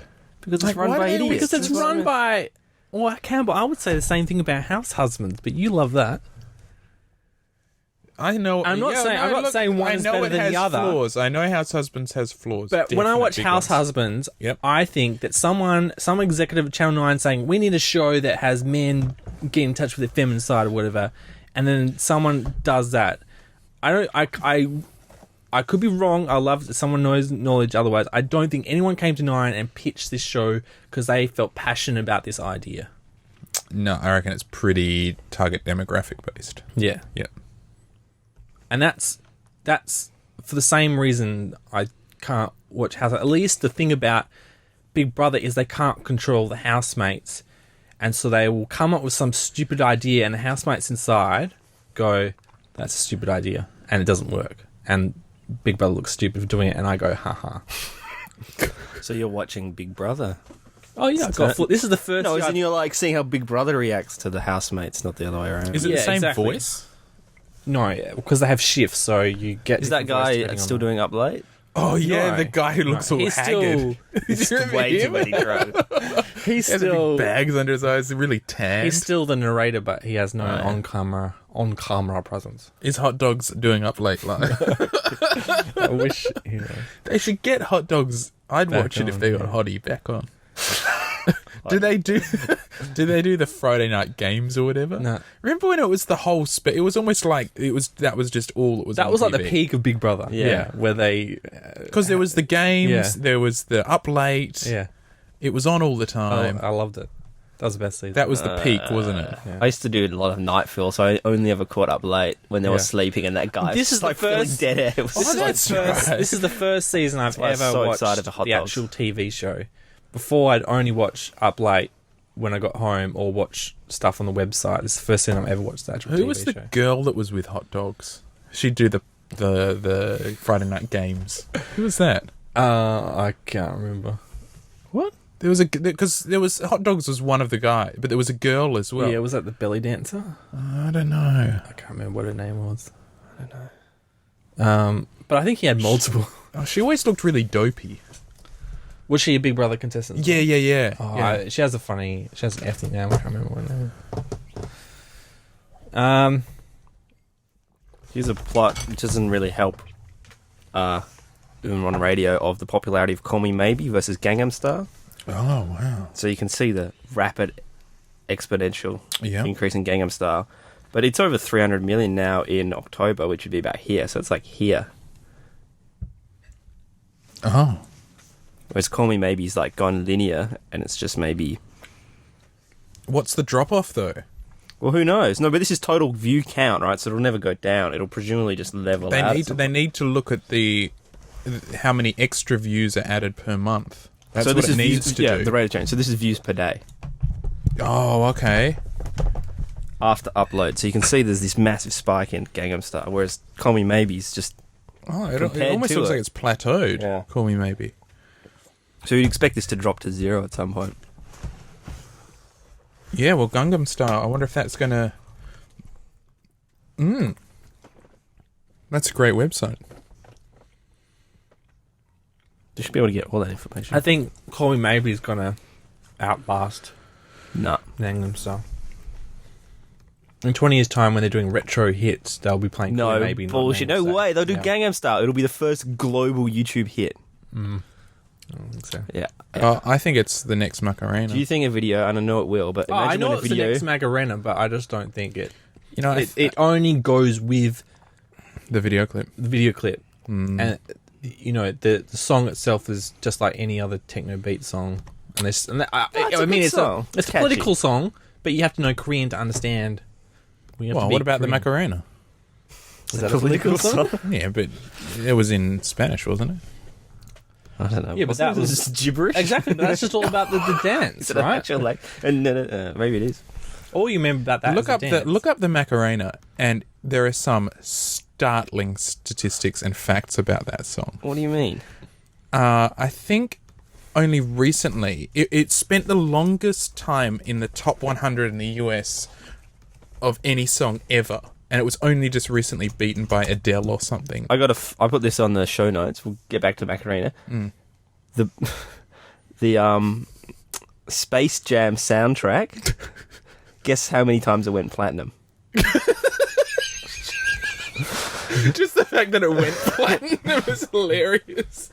How many? the soundtrack. The soundtrack for Space Jam. Oh, I don't know. 6 times platinum. What's How many on it? minutes is that? What's the hit? Is it like Looney Tunes songs? What? What song? Yeah. I don't know. Is it Michael Jackson Jam? He was friends with Michael Jordan, wasn't he? Oh, if Jam was on, that'll explain. Yeah. Was Jam on it? Maybe it was the only way you could get Jam. Who's Jam? Michael Jackson's Jam. Jam! Jam ain't too much for you. Wow. Oh, that was great. So, let me just have a quick thing over the thing. So, it's got some Coolio Seal. Oh, R. Kelly. It's got Busta Rhymes. It's got Method Man. shit, I want to buy And that Salt and album. Pepper. And it's got... They got a song by Barry White and Chris Rock. Together. Together. Wow. Fuck. Is it on iTunes? Jay-Z. Jay-Z's on the Space Jam album? Yeah. Are you sure this is the Space Jam album? It's the soundtrack, not the album. I don't presume the songs aren't all about Space Jam, but... What the fuck? That's like the best album ever. And Steve Miller? Pretty good. So it Yeah. peaked at number 69. I might buy that album. Oh. Let's try to. Let's see if we can start a campaign to get it I dare, 7 times. I dare you to walk platinum. into a record store. Be like, I want to buy the Space Jam soundtrack. Yeah, and they'll laugh, and I'll go, look who's on it. The amazing thing of the Macarena was, Oh, yeah, guess who it was Macarena, competing against? The Boom, boom. Vengabus? Someone you Spice win my Girls. room. Oh. Oh, wow. Their first track. I tell you what I want. What I really, really Oh, want. was that the showdown? Yeah. See, that's the 90s for you, man. I got some bad news for you, Campbell. The song stayed in the Hot 100 for 60 weeks, the longest reign among number one songs until... Adele. Adele's wrong. Obviously, you've read the Wikipedia article. Yeah, so- no, yeah.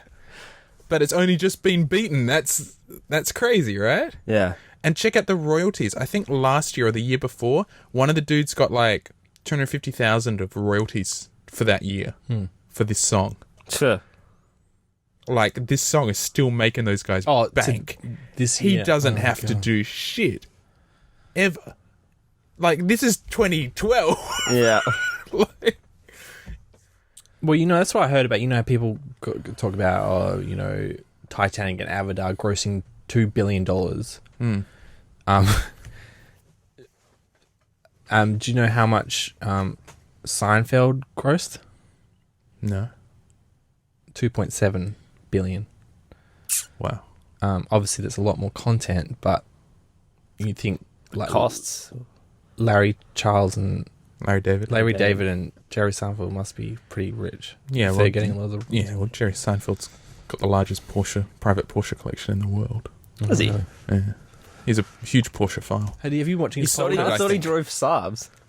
Yeah, in the show he drove. Have you been watching his podcast? The coffees. Comedians and cars getting coffee? No, I haven't. Apparently the last episode was amazing because he's with Richard, what's his name? Well, Kramer. Oh, right. And they go out. And apparently all this crazy shit happens that, like, actually wasn't planned. Yeah. Okay, on my show notes, I've also got... You've got remix existing film footage for lols and analysis and new meanings. Kubrick using 1-point perspective, rear window view stitched together. You've got male recut trailer. Oh, okay, yeah. Well, good thing I included those references. Yeah, no, I was just thinking about the sort of the way we can now access... Yeah, my phone died. Sorry, just then. The way we can access and cut and, re-edit digital or, moving picture now. And I'm going to say everyone can do it, but, obviously everyone can't. But, a huge chunk of the internet using population can do these things with their computers now. And so much of the technology is, you can get a copy of a DVD from the video store in theory, take excerpts from it for reference and use, return it to the video store. You can access high quality media and have it and edit it. And, what is this going to do? Because, I remember, Tarantino was sort of branded as the first video store director. He was the first one who had access, who broke out from, I guess, like a cinema school, I guess, into making films. But the cinema school he had was just a video store, and he just had access to all these films. But now we're at this point where it's not just that you have access to these films, but people are recutting them, remixing them, reusing them. And yeah, like I said, what does that mean? I think the 1-point perspective Kubrick thing was this supercut video that someone's put together of like almost all the shots that Kubrick has used 1-point perspective. So where everything kind of, all the perspective points meet in the center of the frame.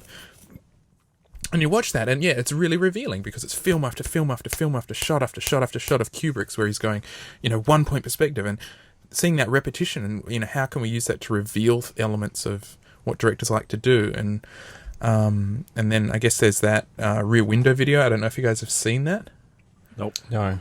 Which is like amazing. So what someone's done is they've taken Hitchcock's Rear Window and they've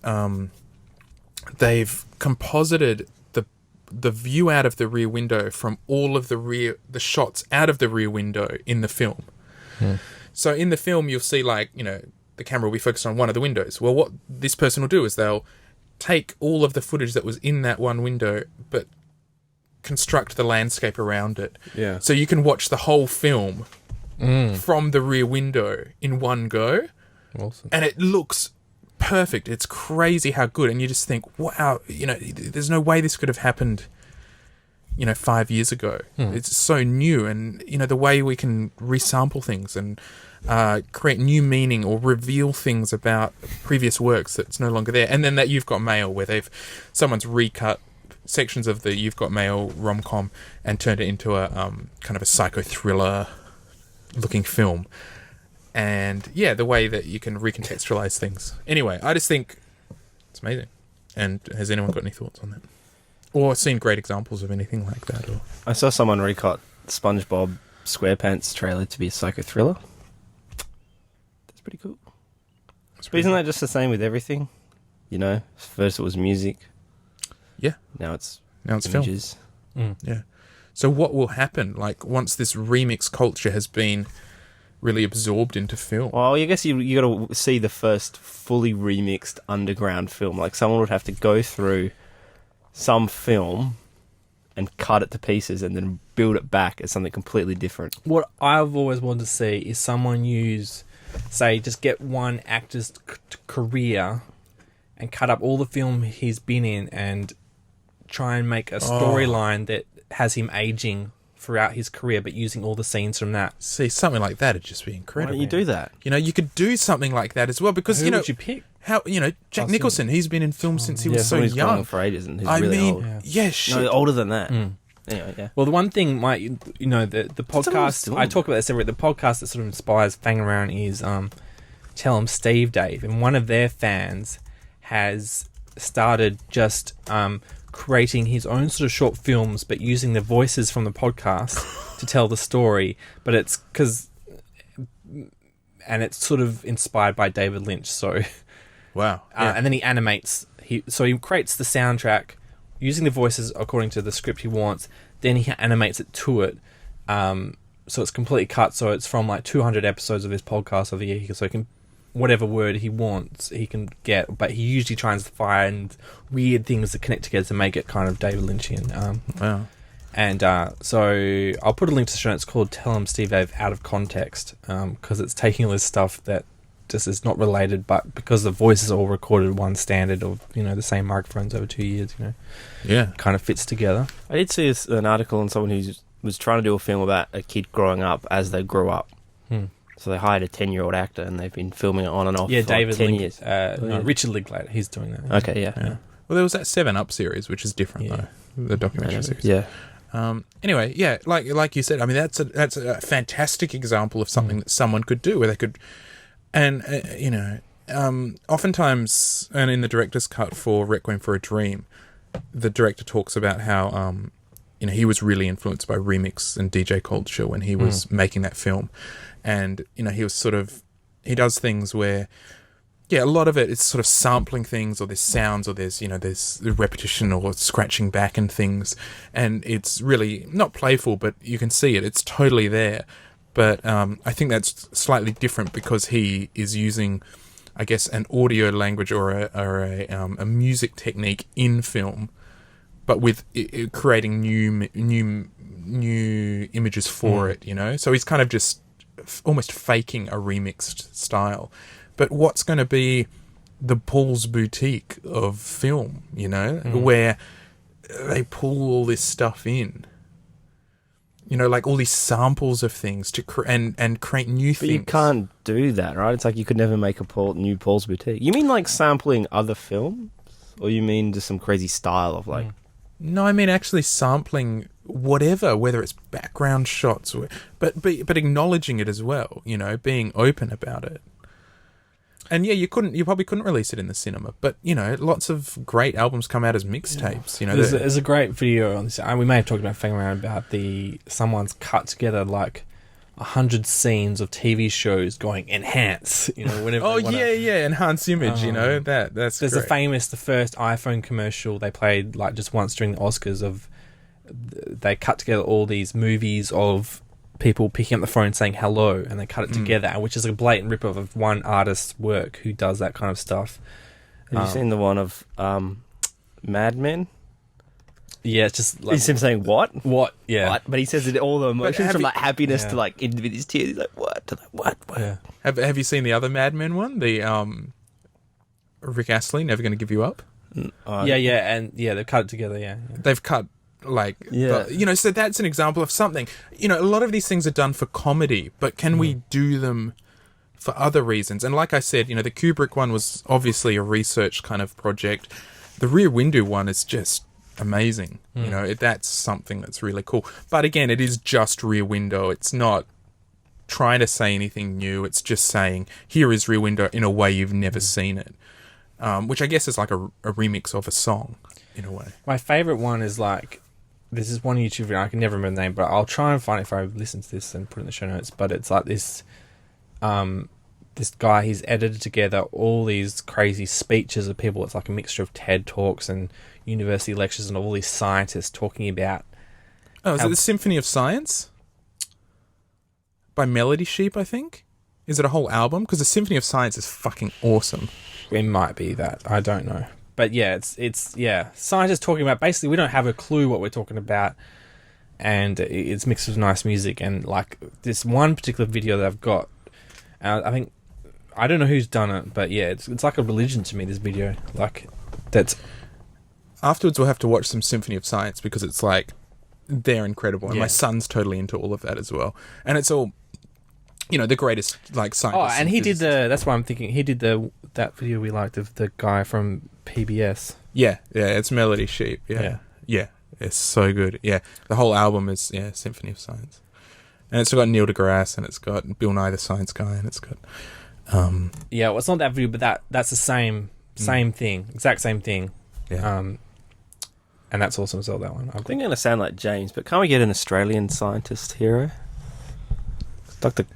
Yeah, we've everyone's got one. always talking about Neil deGrasse Well, we're trying and to Brian promote Cox. We've got and- one. Del Hayes. That's why we want her on the Jacinta. podcast. We're going to elevate her to... Oh, no, we've got one. What Dr. about Carl. one right here? Carl Can't you Chris- elevate me? No, Carl. we need someone in Yeah. Perth. We can't He's fly the him in. science dude. He's not serious enough. He's a bit wacky with those shirts and stuff. Oh, he's like... He's the best now, but he's not that great. I mean, He's not even a doctor.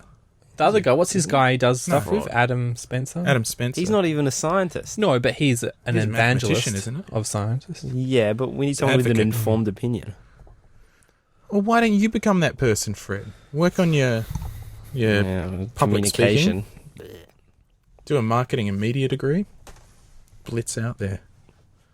You need a number one single. I'll get a photo of Harry. We'll start the electro band back up. Yeah. And then you got to punch him in the face, because that's what... So one of the guys at Cox uni did. was the Brian Cox for the international edition of that show. What do you mean? He was the stand-in. He was supposed to be. He never did, but he was supposed to. They flew him to South Africa because apparently, in for other countries, because the theory was that a lot of the charisma of Brian Cox will be lost if you dub it or subtitles. So they didn't want people getting bored. So in the international edition, instead of him going around to all these places, they basically have just like a scientist in that field goes and does what he did, but it's like a group cast, an ensemble cast of presenters to present the same information in the same way, like with drawing in the sand or whatever he did. Fuck off, really? Yeah. So But he was Australia didn't have- So what, he was going to be an Australian guy? So he was working at Oxford and he got sent to South Africa to talk about waves. But then he was supposed to go surfing, and then he got a bit sick, so he couldn't wear a wetsuit. Yeah. So apparently, But what language did he speak? internationally, Brian Cox is cut English. Well, then who was he for? To What market Americans, was he for the Americans. Oh, he was I an guess. American. No, he's Australian, but they didn't want Brian Cox doing The the Australian American version. It must be American, otherwise why did he do it in English? I Or didn't maybe know they that. want to dub each language, so they just do it in English and they'll subtitle it to whatever language. I don't know. This is what I've been That told. doesn't make any Well, sense. why are they to getting me. Australian to do the American Because he one? was in Oxford, Wouldn't they get so they Morgan got Freeman or something? Yeah. No, Or because- Whoopi Goldberg. no, because the idea Ellen is DeGeneres would be good. Yeah, but you wanted to get scientists to present it, Yeah. but you don't want one scientist. Neil who- deGrasse Tyson. Yeah, well, maybe they should have got him, Yeah. but they He probably didn't. wouldn't have shat his wetsuit. He's a professional.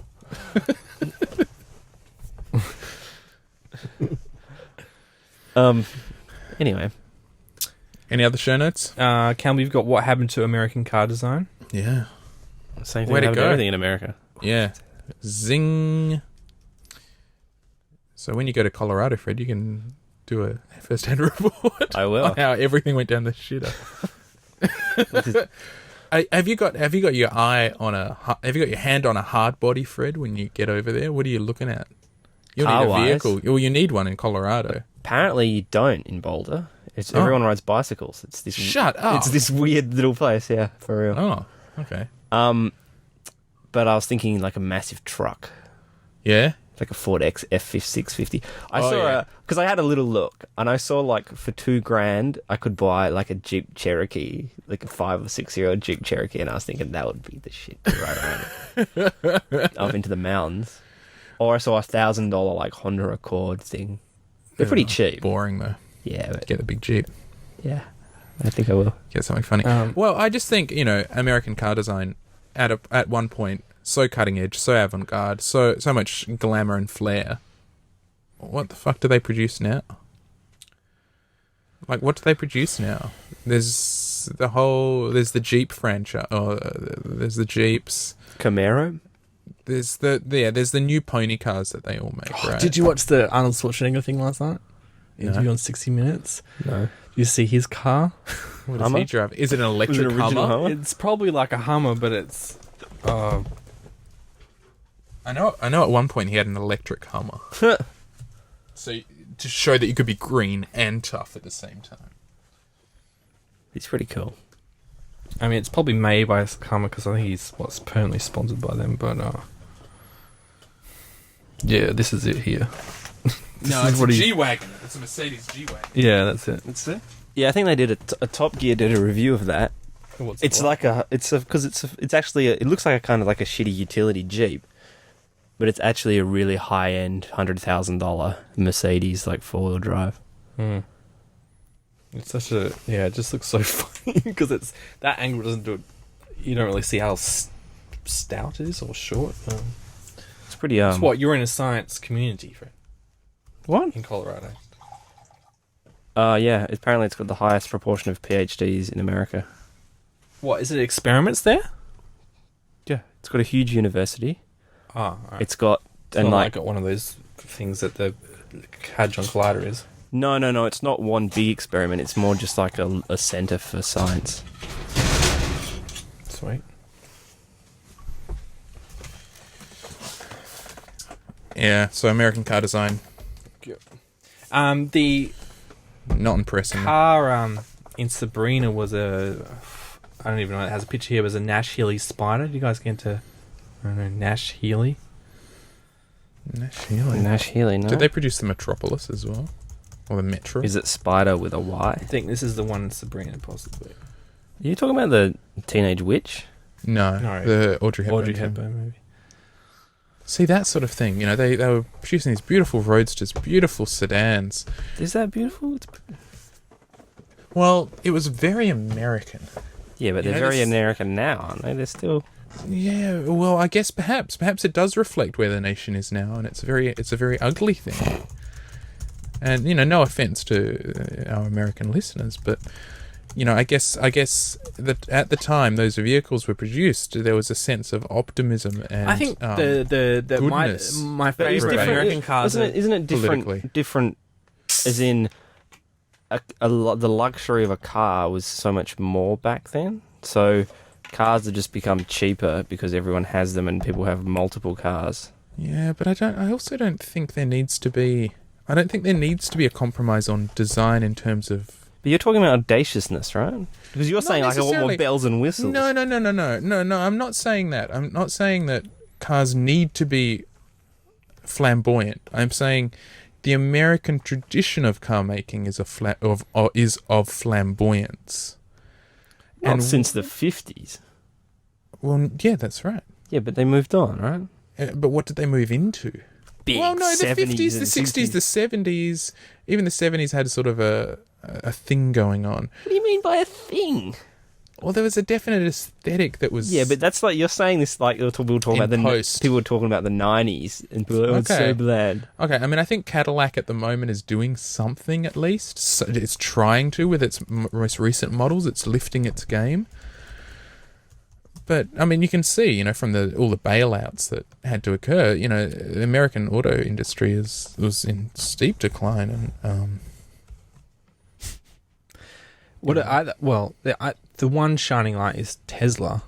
Oh, look, if you're talking about Tesla or Fisker, yeah, there's, you know... Bramo, they make electric motorcycles. At the moment, those guys are doing amazing things. And they're rolling out. Yeah, that one guy, Elon Musk, has Tesla and... SpaceX. He seems to be like the coolest guy in the world right now. Well, he's up there, isn't he? It's pretty cool. I would, the Tesla vehicles. I mean, they're on the roads now, aren't they? Tesla. Yeah, and they're struggling to fill orders, aren't they? At uni, they've got this charge. There's like they put up a sign. It's so just obvious advertising. They put up a sign on the road, which is like charged power bays, like here. So there's like 2 bays. We can charge your electric cars. I don't know. Because it's always filled by like university-sponsored cars. But if you have an electric car, can you just plug it in? Yeah, I think you can. I think that's what the charging things are for. So they put two. But it's probably subsidised. It must be subsidised. So that, sure, it will be. Oh, yeah. I'm not quite sure how those things work as well because they talk about, this. There's talk about charging stations and things for people to use and do you pay for those? Do you pay at those or is it? Surely the solution is battery exchange. Surely you don't want to charge up. You drive in. They swap in the battery, you go. Boom. I completely agree. Yeah. But then are you talking, do we then use standardized batteries across the whole board? Like, what do you do? Yeah. I mean, cars are big enough where I think you can do that. Like, obviously in phones, they're so small and they're just getting smaller and smaller is that you can't ever have a standard battery for them. But with cars, they're always going to be a minimum size to keep people in it. It's much easier to have a standard battery. Isn't a lot of the weight of the car batteries? Yeah. They're like hundreds and hundreds of kilos. I guess you have like a big machine. Yeah, but you got to put them somewhere in the car. Yeah, but the question is, where you want he's talking about taking them out, taking them in and out, right? So you get a machine very to do that, heavy. but you also, if you're going to take them out, if it's a ton of batteries, and it might be, I think, aren't they? Oh, yeah, it's the heavy. Well, it's like an engine. It's like the heaviest component of that car. You want to it's not the fuel tank. It's the engine. Tesla, isn't it like? It's basically laptop-sized batteries, but it's almost like lined with them, right? They spread out for even weight distribution. Whereas if you force everyone to compress all their batteries into a big lump, yeah, actually, I think Tesla they're all like under the spread out. Yeah, I think they all lay flat under the chassis or something, or in the. I mean, obviously, yeah. I mean, well, it probably depends because they've got a sedan coming out. I'm sure the sports car is always going to be. No, I think this is the Tesla S or whatever that we're talking about. No, maybe not. But I agree. In theory, battery exchange would be the way to go, right? It totally makes sense. I thought we were going to make hydrogen cars. Well, eventually, but this is in the interim. But you need a power source for hydrogen. Don't they require? But you need a power source for like electricity. But doesn't it? Creating hydrogen need a lot more energy than that needs to require regular electricity. I don't know. It's probably might be really inefficient. Probably. That's it, because you need nuclear power to. No, you just need electricity to make the hydrogen, and so you lose some energy there, and then you take that hydrogen and you burn it to produce electricity. So you lose a lot of. Yeah, that's what I mean. That's why I think that's the problem with hydrogen vehicles. Have you seen the new Porsche? I think it's the 918, perhaps hybrid supercar. You'd be angry at me if I call it Porsche? No, a little bit. Is it okay if I keep calling it Porsche? Yeah. Cool. Some people are a little pedantic about these things. No, I don't care. That looks like a Ferrari. Yeah, the front end does. Yep. It totally does. That's pretty boring. That's boring, Porsche. You made a Ferrari. Isn't that the idea of Porsche? They just make the most boring cars. No, because they make 911s, and then they're just making something else. What? Isn't a 911? They're making the 911 for the last 20 years. 20? No, much 30, longer than that. Like since the 60s. 918, it is a hybrid supercar. So it's got, I think, a inline 6, plus it's got an electric motor. Does that make it better? With all the regenerative braking and stuff? No, apparently. I mean, like, because you're an idiot if you buy a supercar for gas mileage. Oh, well, in terms of mileage, apparently it gets, like, crazy good gas mileage. But it also tears it up. And now Mercedes is coming out with the electric SLS, which is their supercar. And so there's all these, like, crazy electric cars that can get to, like, 60 miles in kind of 3 seconds or 4 seconds or something. So they're on, they can go just as fast, just as quickly as the regular petrol ones. Yeah, so that's... And so now we're, like, at this turning point. So they're putting all their, like, energy into making these supercars, and people are like, what's the point? It's not green, it's a supercar. And it's like, well, yes, but, they're testing all this new shit, and they're making these amazing cars. So yeah, this new Porsche apparently is amazing. And the thing is, you gun it, and it's in complete silence. Yeah. And so everyone who test drives these things, they're just like, I cannot believe how fast I'm going. and you cannot hear a thing. You know, usually there's this roar. But isn't that something that people complain about? Yeah, people complain about it, and then people say, no, this is the sound of the future, man. But it's not just that, it's the feel. It's the torque from electric engines feels really good. Like, you just like... So this is this bike, the Bramo M-Pulse. So it doesn't look super great.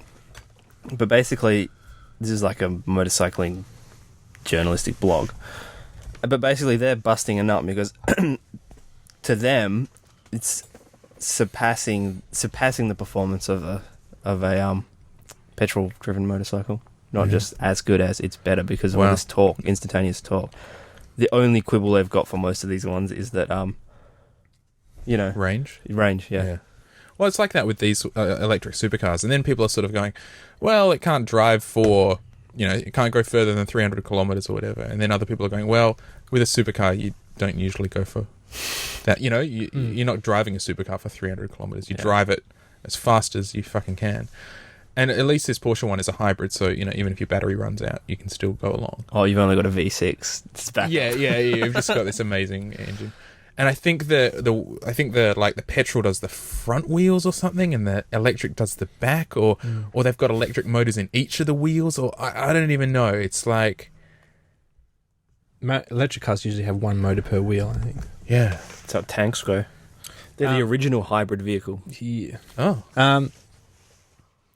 What do you guys think? I think isn't the latest BMW 3 Series, because it's so quiet, they play fake engine noise through the speakers. BMW for a while they've been doing. It's not with their. Yeah, the soundproofing's so good that I think on the performance models they pipe in engine noise, artificial engine noise. Can you turn that off? No, because you're not supposed to. I think it was, it was found out that was happening. It wasn't you weren't supposed to know. The public's not supposed to know. So, for a long time now, engineers or, I guess technicians or whatever have been tweaking the way a car sounds with the exhausts and things to make it sound a certain way. On the Top Gear, they had this car. I can't remember what it was, but every time you downshift, it drops a drop of petrol into the exhaust. So it makes that bubbling noise that everyone loves, even though it's completely fake. That's hilarious. BMW has been doing that. Yeah. So what do you think about that? It's if you can turn it on and off, but it's a bit stupid. I just think. But if it's completely artificial, what if it actually has a microphone on the engine so that surely it does the that. actual origins? It's got it, right? It wouldn't just be like you put your foot down. It's like yeah, just like a sound effect, like a computer game. That's probably what it uses. You'd fit that up. Your ears would pick that up in like 2 seconds. Why? You look it up. I'm sure it'll tell you exactly how it works. Because I don't know. But would you prefer it's a real sound? If you've got to have a sound projected into your... Yeah. I'd want just music. But I'd prefer like this electric model. I want silence. Yeah, but with electrics, that's car. But that's what you don't have gears, right? That's cocooned, But electric cars, you don't have gears. Yes, that's right. Yeah. The thing is, like with driving over to Brisbane with my grandfather, and he's going a bit deaf, is sometimes he'll be in a lower gear. He can't tell the difference. And we're like, why is this car revving really high? And it's because he shifted down and forth and forgot to go back up for whatever reason. So I guess on that count. But yeah, with the electric, it's unnecessarily. But then I've never had a sports vehicle. If I had a sports vehicle, I'd want to hear the deafening roar of that, whatever engine. So, but it's I guess different vehicles serve different purposes. Yeah, so they just it's this BMW thing. It's a digital signal processor tied to the engine computer that pumps a recreation of the V8. So a recreation. Yeah. So it's not. That's total bullshit. Yeah, I'd be pissed off if I found that out. Yeah, and it's like as though. Do they need that? Like, isn't it like a good child enough... if I found out that my car manufacturer Yeah, it's like finding out that, the presents were left by your parents and not sent. Yeah. Obviously, you haven't bought one before that was found out. Yeah. Is that a deal breaker for you guys now? No, it wouldn't be a deal breaker for me. No, I maybe. Because I think I could enjoy it. Every time I put my foot down, I'd be trying to listen for the fake engine noise. I think it would. Yeah, it would put a bit of. That's why I'm saying if they could turn it, you just If you turn it off. Any manufacturer ever does anything, they should just put the option to turn it off. It doesn't matter what it is, because if you put it in there, you can put the option in there to not have it there. So just hackers got access to one of these BMW cars, right, and they replaced the sounds in there, what would you have as your replacement sound? Would you have a particular artist in mind that you would want to play every time you hit the gas? So you're saying that you hit 5,000 RPMs and like Eye of the Tiger just starts up or something? Yeah. Probably Prince, that little guitar bit where he goes... So just floor it. And then off you go. Does it make fake screeching noise as well? Yeah, I just have it so as soon as you start up, it goes whee, like the screeching tires squealing. So even if you're just doing like, cruising around, like in the movie, someone just pulls off, no problems, but they're according to the noise. I read a review of, I can't remember what electric vehicle it was. It was just one of the sort of, like a Nissan Leaf, for example, like an entry-level consumer electric vehicle. And the reviewer was sort of saying, going through things, talking about this and talking about that, and he was talking about, the speakers, and the speakers were whatever. They weren't Bang & Olufsen speakers, they weren't whatever. And he was saying, these are the speakers. This car has the best sound system of any car I've ever been in. And he was saying, you might think this is ridiculous what I'm saying with the specs, but the thing is, because this car's electric, there is no engine noise. There's no vibration. The cabin is so insulated, and it's not until you've listened to a sound system in an electric car that you realize how much the sound system in a petrol car has to fight and compensate and kind of work around the fact that the whole car's going and there's all these explosions happening just like a foot away from you. And he's saying, this was a revelation, the sound quality of just crappy speakers when you're in a cabin that's silent. So that was kind of cool. So there's so much. I've never driven an electric car. Yeah, we should be able to do that in our lifetime. James drives electrics. Well, yeah. I'm talking silent. A silent car. Well, as long as the engine doesn't start up, it's an electric car. What? Hybrid. Do you have a hybrid? No, at work at Avis we drive hybrids. Yeah. Is it silent? Yeah. And what do you think about it? And you love it? Yeah, it's awesome.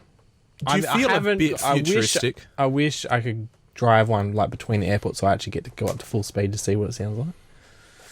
I've never got to test it out. I've only driven it around the domestic airport. Because I imagine it would just sound like... There's still a lot of noise, though. You get the wheel noise, the road noise. Yeah, it depends how insulated the cabin is. Yeah. That's the thing. But I guess you can get rid of that kind of noise easily. But Wind noise. There'd be no engine noise.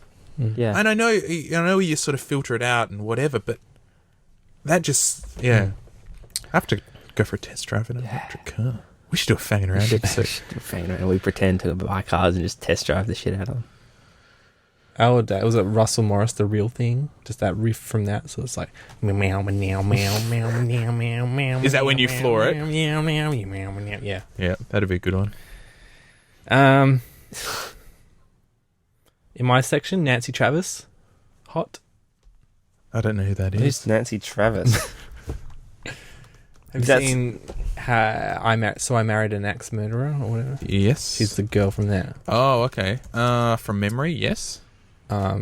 She's also... I've been watching it because she's in Becca. That's amazing.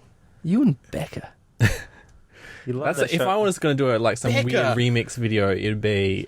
I was thinking of Becca. You could either edit to get all 6 seasons, edit together every blind... Because one character is blind. And I always wondered, how much exactly do they milk this fact? Just the one fact that this guy is blind. The one main character is blind. There must be at least 2 jokes per show just because of the fact he's giant. And I was finding how kind of weird it would be to edit together every blind joke they make for entire 6 seasons. Are you a big Becca fan? I never knew this. He's a huge Becca fan. He's always... I think when it was on, you were a fan. No. No? I watched it... When it was on TV, I watched it and was like, one day I'm going to watch all of that. You're living the dream. I'm living the dream. You once made a promise to a little boy and now you're going to keep it. Whenever I think of Becca, I think of... this is awful. But I think of the 2 ladies in it. The nurse? Well, there was a nurse. She always wore like When'd that tight come out? t-shirts, right? Yeah, she was like the late 90s. She was a bit of a ditz, though. Well, yeah, She epitomised, in terms of fashion, like 90s grunge sort of thing. between the late 90s to early Smashing. 2000s. Because that is a weird series where it bridges that gap, where at the start of the show, people had pages. Not everyone, and by the end of the show, everyone has a mobile phone. So it's there's so So many. it went from... When do you think it went from? 98 to 2004. Oh, you already know. Yeah. Okay, so I think of her, and I think of the other girl who I think was also in Star Trek, Yep. and the girl we were talking about earlier, just Shawnee before, Smith? she was in an episode of the X-Files, right? So there's a bit of a big geek connection with those So two you have ladies. been looking up her. Shawnee Smith. Who, me? No, James. He knows I'm her. a huge fan. Oh, sorry, you're a fan. Yeah. But I always think of the kind of, the intro kind of... That twangy guitar and this. Yeah, you can't that- say okay, that aesthetic where it's like kind of And they Photoshop have- cutout filter and they... Yeah. And it's so that was people my get out other of the subway. remix, was to cut together every transition in the show for the whole entire 6 series, so you get to see all the crappy video effects and the twangy, and see if it sounds like when you connect it all together. Why are you doing these projects? I don't know what project you're doing now, James, but get rid of them. Because get when I onto this actually Becca have the thing. attention span to do these things, I need to work on other stuff. What you need to do is outsource it. Yeah. Outsource Pay it to someone to do another it, yeah. country. Yeah. You can get things done really cheap. Digital I'm just things an ideas especially. man. You get the idea. I'm sure you could get someone in another country. No, and I say this because I only say this because when I was at uni recently, when my partner was at uni, I was talking to one of the photography lecturers, and he was saying some of their students, and at the graphic design place he works, or the photography studio he works, they outsource a lot of just the boring digital work, really simple stuff, to digital kind of design companies in India, where they'll kind of adjust levels and things on a photo, resize it, do all that stuff to spec for thousands of photos or whatever, get it, tweak things or whatever for like 20 cents a photo or something crazy like that. And so they get bulk stuff done there. How do these people... Does this stuff have any, like... if you're adjusting levels, don't you need to have a judgment? Yeah, see, that was... I don't know. I guess you find a guy that you like. Yeah, and trust, and you know what he need. You know what you need. But I don't quite get it because... And I mentioned this to my dad, and he said that... This is a long bow. But he said one of his friends, who's an engineer, they were getting plans drawn in India because it was cheaper through their firm.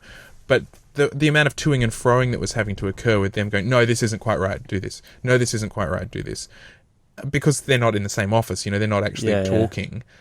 It just, they went through the process a few times and were like, no, it's actually just working out a fuckload more work for us having to micromanage them as well. So it could work. But if you're saying just cut out the bits with the blind guy, I'm sure they can do that. Yeah. No, it's got to be the blind jokes. I guess he the blind talks, jokes. and then when the loud soundtrack kicks in, I want that. Yeah. Well, you do it both at the same time because they can cut out. You can tell them to cut out both things as they watch it. As they watch the season. Yeah. How much is this going to cost? Let's look at this. But I'm just going to the 20. I'll wait. Did you know that Little Mermaid, right? They made that at Disney. I want to be around for this.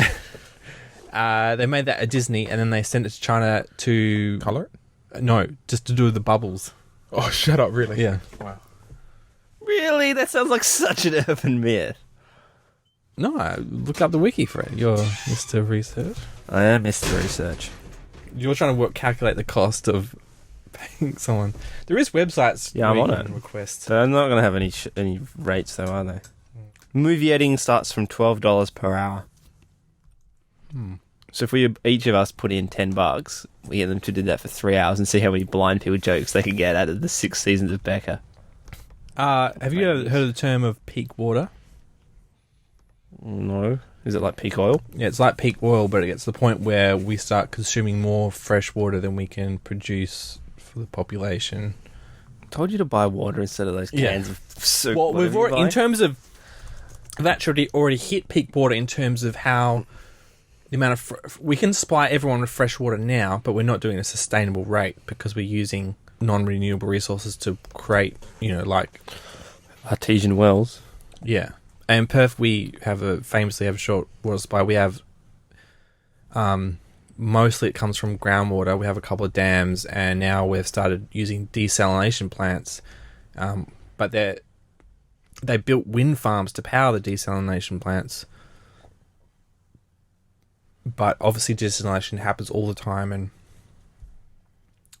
wind, it's not always, although we are in one of the windiest areas in the world, sort of, as in terms of a consistent thing, we're not, it's still not permanent.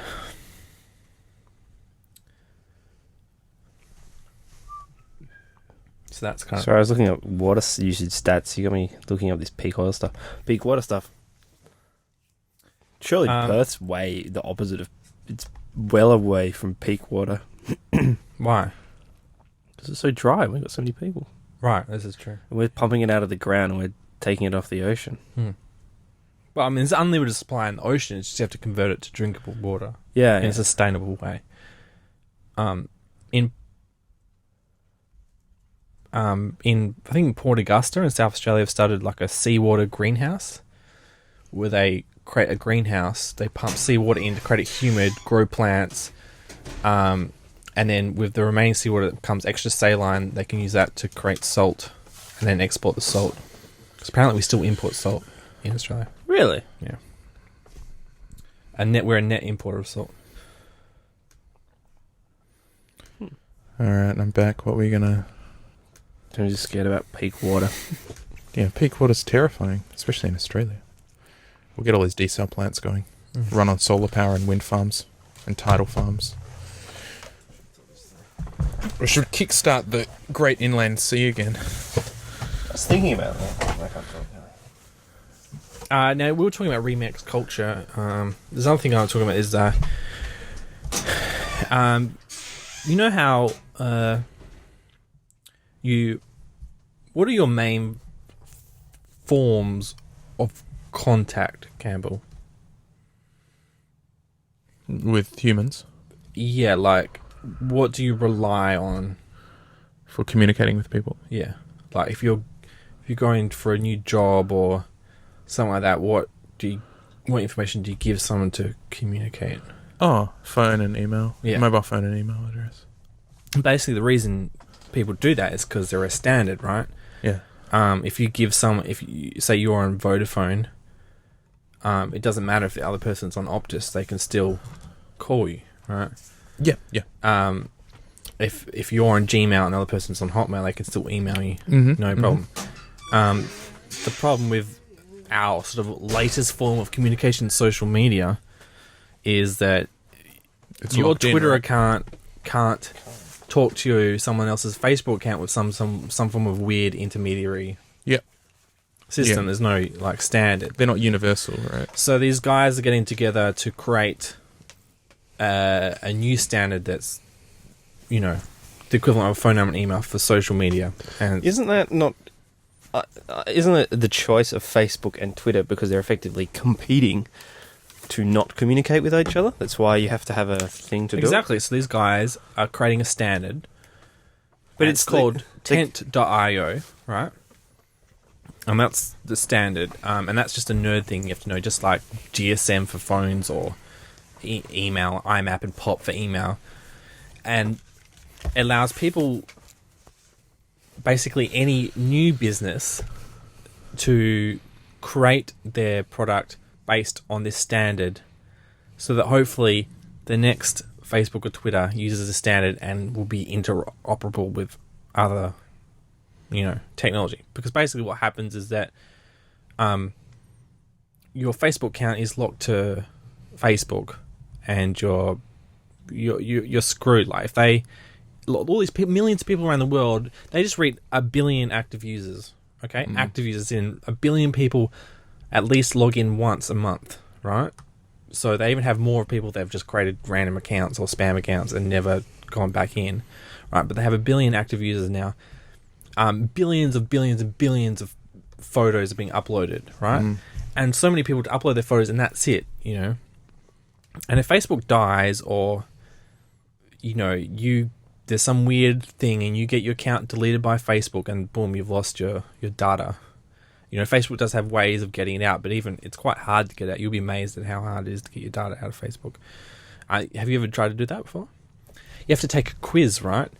And they find all these photos in your social circle where people are tagged in. You have to match them up to their But names. they do that if you ever go traveling. Yeah. And you try, because you're constantly logging into Facebook from different computers, like the hostel here, the hostel. This has happened to me and Zoe when we were in Europe. They do that. So you log in and it says, "Are you sure who you are?" So it comes up with a photo and someone who's tagged, and it says like, so say it's a picture of Campbell. It might be like, "Is this Campbell White or James Pontifex or whoever?" Well, you hope so. That's not someone obscure on your Facebook, or it's a photo from 10 years ago that you don't recognise a person. But you can do that. You need to pass like 5 of the 10 or something like that. I tried to do it and I failed. How did you fail? Because all the people were like, they're actors or whatever that I have on my account, and I don't. So actor friends, you mean? Yeah. Not Facebook, not actors. Just actors to like tag you with photos and stuff. You know, people that I have on there for business reasons rather than personal reasons, you know. I guess. You shouldn't mix those two, though. That's your first. But that's surely it. People Facebook are using Facebook as a standard, and it's not, all right? There's no, Facebook is not a standard. Email is, and people message me to do something on Facebook, and it's you're stuck being controlled by this one company.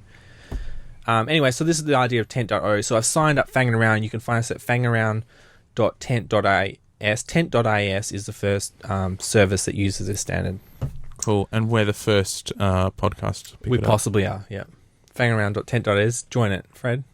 Yeah, I'll keep it. You're never on the Twitter bandwagon. Maybe you'll... I'm a big fan of standards, so I'm Get on the tent bandwagon. Yep. Help us and pitch your tent. I was going to say, pitch a tent, Fred. Is that their slogan? Tent.io. You're pitching. Pitch a tent. Pitch them. I'm just busy pitching, sorry. Sure. Pitching, tying down stakes, all that stuff. So I watched a documentary, I think it was last night, which I know both of you have seen, but I haven't. Louis in the Brothel. Louis Theroux. Yep. Oh. Did you like it? I did. Did you watch the follow-up? I haven't watched the follow-up yet. No. Is there a follow-up to the brothel? Possibly. Or maybe in his book. Maybe it's the book. Yeah, I guess I'm thinking of the book. Yeah. He follows up with some of them. Yeah, that was kind of... Wasn't there... There was mostly just one really intense lady, right? Yeah, who really liked him. Yeah, she really did like him. Yeah. He wanted to bang her. Yeah. But he couldn't. But he was like married or something, wasn't he? He would have, though. Or was he engaged? You know it. He gets around. Louis gets around. You heard it here at the swinging party. Woo! Yeah, I saw that. That was not pleasant. But yeah, I haven't seen any of his new... He brought out a new series this year, didn't he? I haven't seen it. Yeah, it was on... I don't know. This is probably a bit ridiculous to say. It was on, like, not as interesting topics. Such as? This is going to sound awful. Autistic children.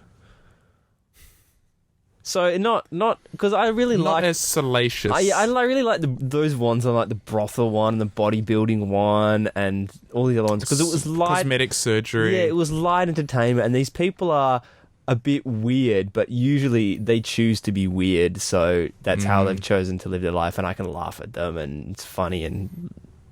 But if it's an autistic child, I just think that's a bit sad for everyone. So I don't really know. Have you seen a show where he did? Like local English celebrities? No, I've got all those ones of those DVDs you lent me. Yeah. And, but it's like, he's like interviewing people like Bert Newton or, what was the guy that did the weather in Perth ages? Like Peter Holland, who did the news on ABC. People that no one outside of England, I mean, it's not a criticism because I'm sure he's creating... It's good in England. Recognising his culture that he grew up in, so... What, now you guys, so I watched that. And I remembered you guys... I watched another show, which made me think of you two and Harry. Because I think you guys have been mentioning another show just called Louis. Oh, yeah, Louis C.K.'s show, yeah. Louis C.K. I watched Who's a bit of that. He's a comedian. Oh, okay. Okay, so Louis C.K. Yeah, Louis Theroux is the BBC journalist. I know Louis Theroux. Louis C.K. is a... Louis or Louis? But... There was another show I watched called Pineapple Dance Studio. Have you watched that? No. Watch that. It's about a famous dance studio in England, in London, and it produces lots of primarily pop dancers. So it supplies backup dancers and dancers for video clips, essentially, and some musical theatre and things. Is it a TV series? It is a TV series. Now, if you're not interested in dance, that's fine. It's not really about that. But there's a guy in it called Louis. Louis Spence. I'm on the wiki article. Holy shit. He is just about the funniest guy ever. He's just like one of those ridiculously over-the-top, hyper-gay guys. And he was in Cats, and he's just go all the time. And the show's worth watching just for him. And then after that show finished, he got his own show, which I'm really excited to catch because I could watch him forever. He's just amazing. So, yeah, if you want to watch, it's on ABC at the moment. ABC iView, you can probably catch up, or through other means, I don't know. But I think episode 3, 4 are hilarious combinations of episodes. And it follows some of the dancers and performers and things, and, just funny stuff. Have you joined the Honey Boo Boo bandwagon? I don't really understand what that is. I don't know what that is. Apparently it's a spin-off of Toddlers and Tiaras, and basically the one family they found that people just loved, they're following them as a family, and I guess it's kind of like the Kardashians, but instead of rich, snobby people, it's rednecks. Trying to milk their children. Yeah, but it's sort of, it's the next Jersey Shore, basically. Nah, I find that stuff... Children, though. I find that stuff really unsettling. Oh, this is intolerable. I don't think there's a torrent of this. I'm Of checking what? for a friend, but... Of what? Pineapple Dance Studio. Well, it's on ABC iView, so you can at least watch it. Hooray. There. That could be legal. Some guy just can it not emailed be? me, wanted me to look that up. There's some, I know there's some stuff on YouTube, but it's not as good. Have you guys been watching Doctor Who? No. No? Alright. I don't really like Doctor Who. I've said this Neither before. do On I. paper, you'd No. think I'd be a huge fan. English, geek. Dits, except not English. And not I English love either. keeping up to date with... I love reading about the Doctor Who mythology, and I love keeping up to date with what's going on in Doctor Who. But whenever I sit down and watch an episode, I'm just like, this isn't doing it for me. So in theory, I love Doctor Who, but in practice, I really don't. Yeah. But I kind of voiced my opinions on Facebook and Twitter about it, and had some people sort of, kind of disown me over that. And I kind of think I reached a point where I was like, I must be doing this wrong, There must be something to it. So I've watched a few more episodes, and I think I've caught a few good ones, and there are still the really, really, really bad episodes where But I'm I just think like, it's one of those shows, because the one episode of Doctor Who I did watch, it was really, really good. It was like these statues that every time you're not looking at them, they move. yeah, the Weeping Angels, right? And it was terrifying. Yeah. And I was like, wow. That was, And but it was then- so obviously it won, because the start, it was just completely, it was just like a little movie, Yeah. completely self-consistent all within its thing. Yeah. But then imagine there's it's, like, ones where terrible. there was one I caught a few weeks ago where there was like a cyborg cowboy in a Wild West town, and it was just so fucking stupid. That's like, what it's so always bad. been. It's always been just weird. It's almost like there's the mythology. It's like with the X-Files. There's the mythology episodes, and then there's the Monster of the Week ones. And I think the Weeping Angels actually became more of a thing. Like, they became a reoccurring villain. So, Okay. and I hate the ones where they go back and they hang out with Shakespeare or Vincent van Gogh and think. I just hate those episodes so much.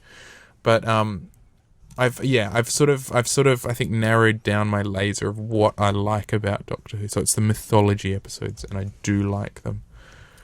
There's a period in primary school where it was my favourite show, and I knew more about it than Star Wars. Like, I knew every detail and stuff like that. Wow. This is with Tom Baker, and it's almost like a part of my brain that's just disappeared. I can recall all sorts of weird stuff from my childhood, but the Doctor Who phase. Someone just said the other day, it was talking about sonic screwdriver, and I'm like, this is like deja vu. What's a sonic screwdriver? I'm like, Yeah. So apparently there's a petition to bring Doctor Who down under. So the Federal Minister for Dawson, George Christensen. your mum's obviously listening. Hello, Mrs. White. This is why. No, maybe she's not. Maybe she's just letting me know that Pineapple Dance Studio is on right now, because my mum is a huge fan. She got me onto Pineapple Dance Studio. So if we wanted, we could call this podcast quits and go watch Pineapple Dance Studio before we go. So good night, dear listener. Good night. We got to watch TV. We got to go watch TV. Late night television. Yeah, don't forget. I haven't put it on the website yet, but remember, we're on tent.is. We're pitching. Fangingaround.tent.is. We're pitching a tent on there. Go to fangaround.com. Go to the listen mail segment. Send us an email. Send us an audio boo. Send us everything. Message. Yeah. Mailback, fan mail. Join Willy Rocket and Bashir Kavur and send us in. And that mystery, we actually already have some stuff that I'm going to save photographer. up for next week. Yeah, we've been a bit bits and pieces here, but we're back for a while. Yeah, I'd say so. Why not? Frey goes to Colorado. Yep. So Harry might even Skype in a couple of weeks because he'll be back in Scotland.